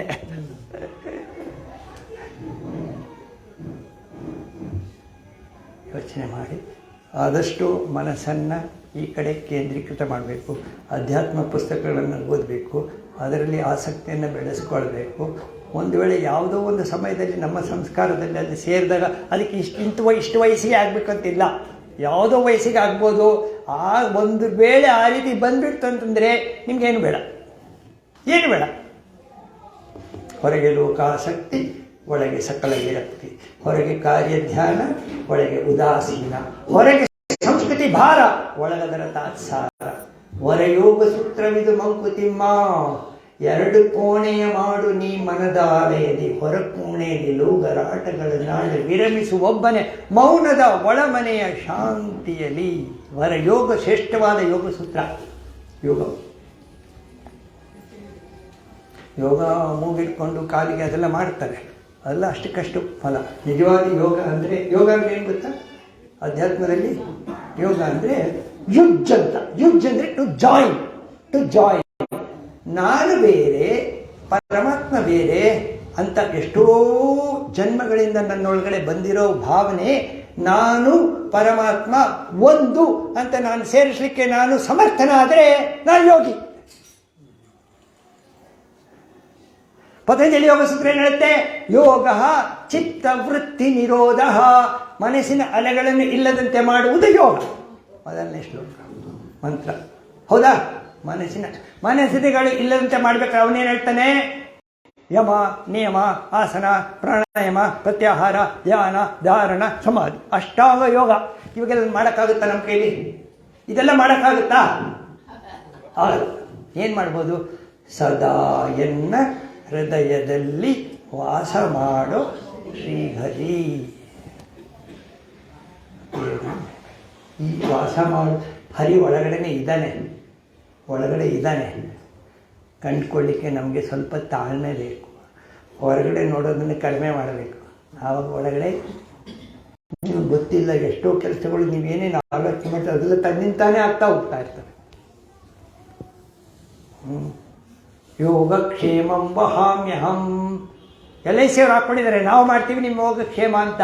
ಭಗವದ್ಗೀತೆಯಲ್ಲಿ ಹೇಳ್ತಾರೆ, ಅನನ್ಯ ಚಿಂತೆಯಂತೋ ಮಾ ಯೇ ಜನ ಪರ್ಯುಪಾಸತೆ ತೇಷಾಂ ನಿತ್ಯಾಭಿಯುಕ್ತಾನ. ಯಾರು ನನ್ನನ್ನೇ ಯಾವಾಗಲೂ ಸ್ಮರಿಸ್ತಾರೆ ಅವರ ಯೋಗಕ್ಷೇಮ. ನೀವೇ ನಿಮ್ಮನ್ನು ನೋಡ್ಕೊಳ್ಳೋದು, ನಿಮ್ಮನ್ನು, ನಿಮ್ಮ ಪಕ್ಕದವ್ರನ್ನು, ಎಲ್ಲರನ್ನೂ ಅವನೇ ನೋಡ್ಕೊತಾ ಇದ್ದಾನೆ. ಮೊದಲಿಂದ ನಿಮ್ಮ ಕೈಲಿ ಏನಿಲ್ಲ. ಹೋಗ್ಲಿ, ಮಲಗಲಿಕ್ಕೆ ನಿಮಗೆ ಶಕ್ತಿ ಇದೆಯಾ? ನಿದ್ದೆ ಮಾಡೋಕ್ಕೆ ಶಕ್ತಿ ಇದೆಯಾ? ನಿದ್ದೆ ಮಾಡೋರಿಗೆ ಹೇಳೋಕ್ಕೆ ಶಕ್ತಿ ಇದೆಯಾ? ತಿಂದಿದ್ದ ಆಹಾರನ ಜೀರ್ಣ ಮಾಡೋಕ್ಕೆ ಶಕ್ತಿ ಇದೆಯಾ? ನಡೀಲಿಕ್ಕೆ ಶಕ್ತಿ, ಎಲ್ಲ ಅವನೇ ಮಾಡೋದು. ನೀವು ಹೇಳ್ಕೊಳ್ಳೋದೇನು? I am a self made man. ನಾನು ಇದು ದೊಡ್ಡ ವ್ಯಾಧಿ ಪ್ರಪಂಚದಲ್ಲಿ. ಅದು ಇರೋದೇ ಹಾಗೆ, ಪ್ರಕೃತಿ ಇರೋದೇ ಹಾಗೆ. ಪ್ರಕೃತಿಯೇ ನೋಡಿ, ಭಗವದ್ಗೀತೆ, ಪ್ರಕೃತಿ ಕ್ರಿಯಮಾಣಾನಿ ಗುಣೈ ಕರ್ಮಾಣಿ ಸರ್ವಶಃ. ಎಲ್ಲ ಕ್ರಿಯೆಗಳನ್ನೆಲ್ಲ ಪ್ರಕೃತಿ ಮಾಡ್ಕೊ. ಅಹಂಕಾರ ವಿಮೂಢಾತ್ಮ ಕರ್ತ ಅಹಂ ಇತಿ ಮನ್ಯತೆ. ನಾನೇ ಮಾಡ್ತಾ ಇದ್ದೀನಿ ಅಂತ ಹೇಳ್ತಾರೆ. ಯಾರು? ವಿಮೂಢಾತ್ಮ, ಬುದ್ಧಿ ಇಲ್ದಿರೋ ಇವನು ಮನುಷ್ಯ. ನಾನು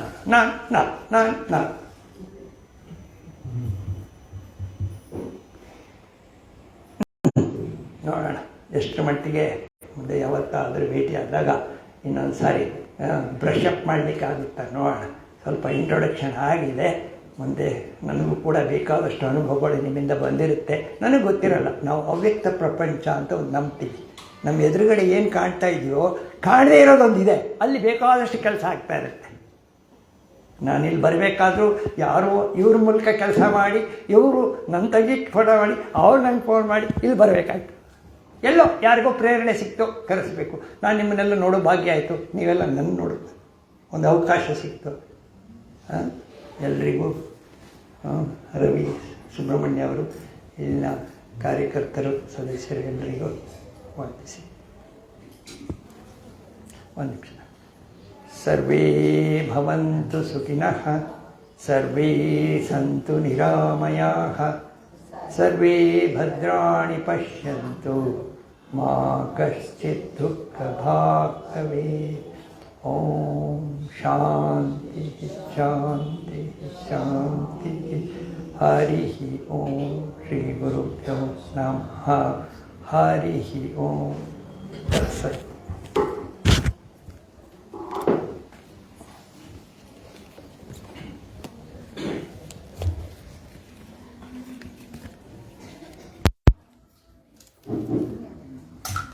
ಈಗ ಈ ಕಾರ್ಯಕ್ರಮನ ನಡೆಸಿಕೊಟ್ಟಂತ ಗುರುಗಳು ಚಂದ್ರಶೇಖರ್ ಅವರಿಗೆ ದೊಡ್ಡ ಚಪ್ಪಾಳೆ ನೀವೆಲ್ಲ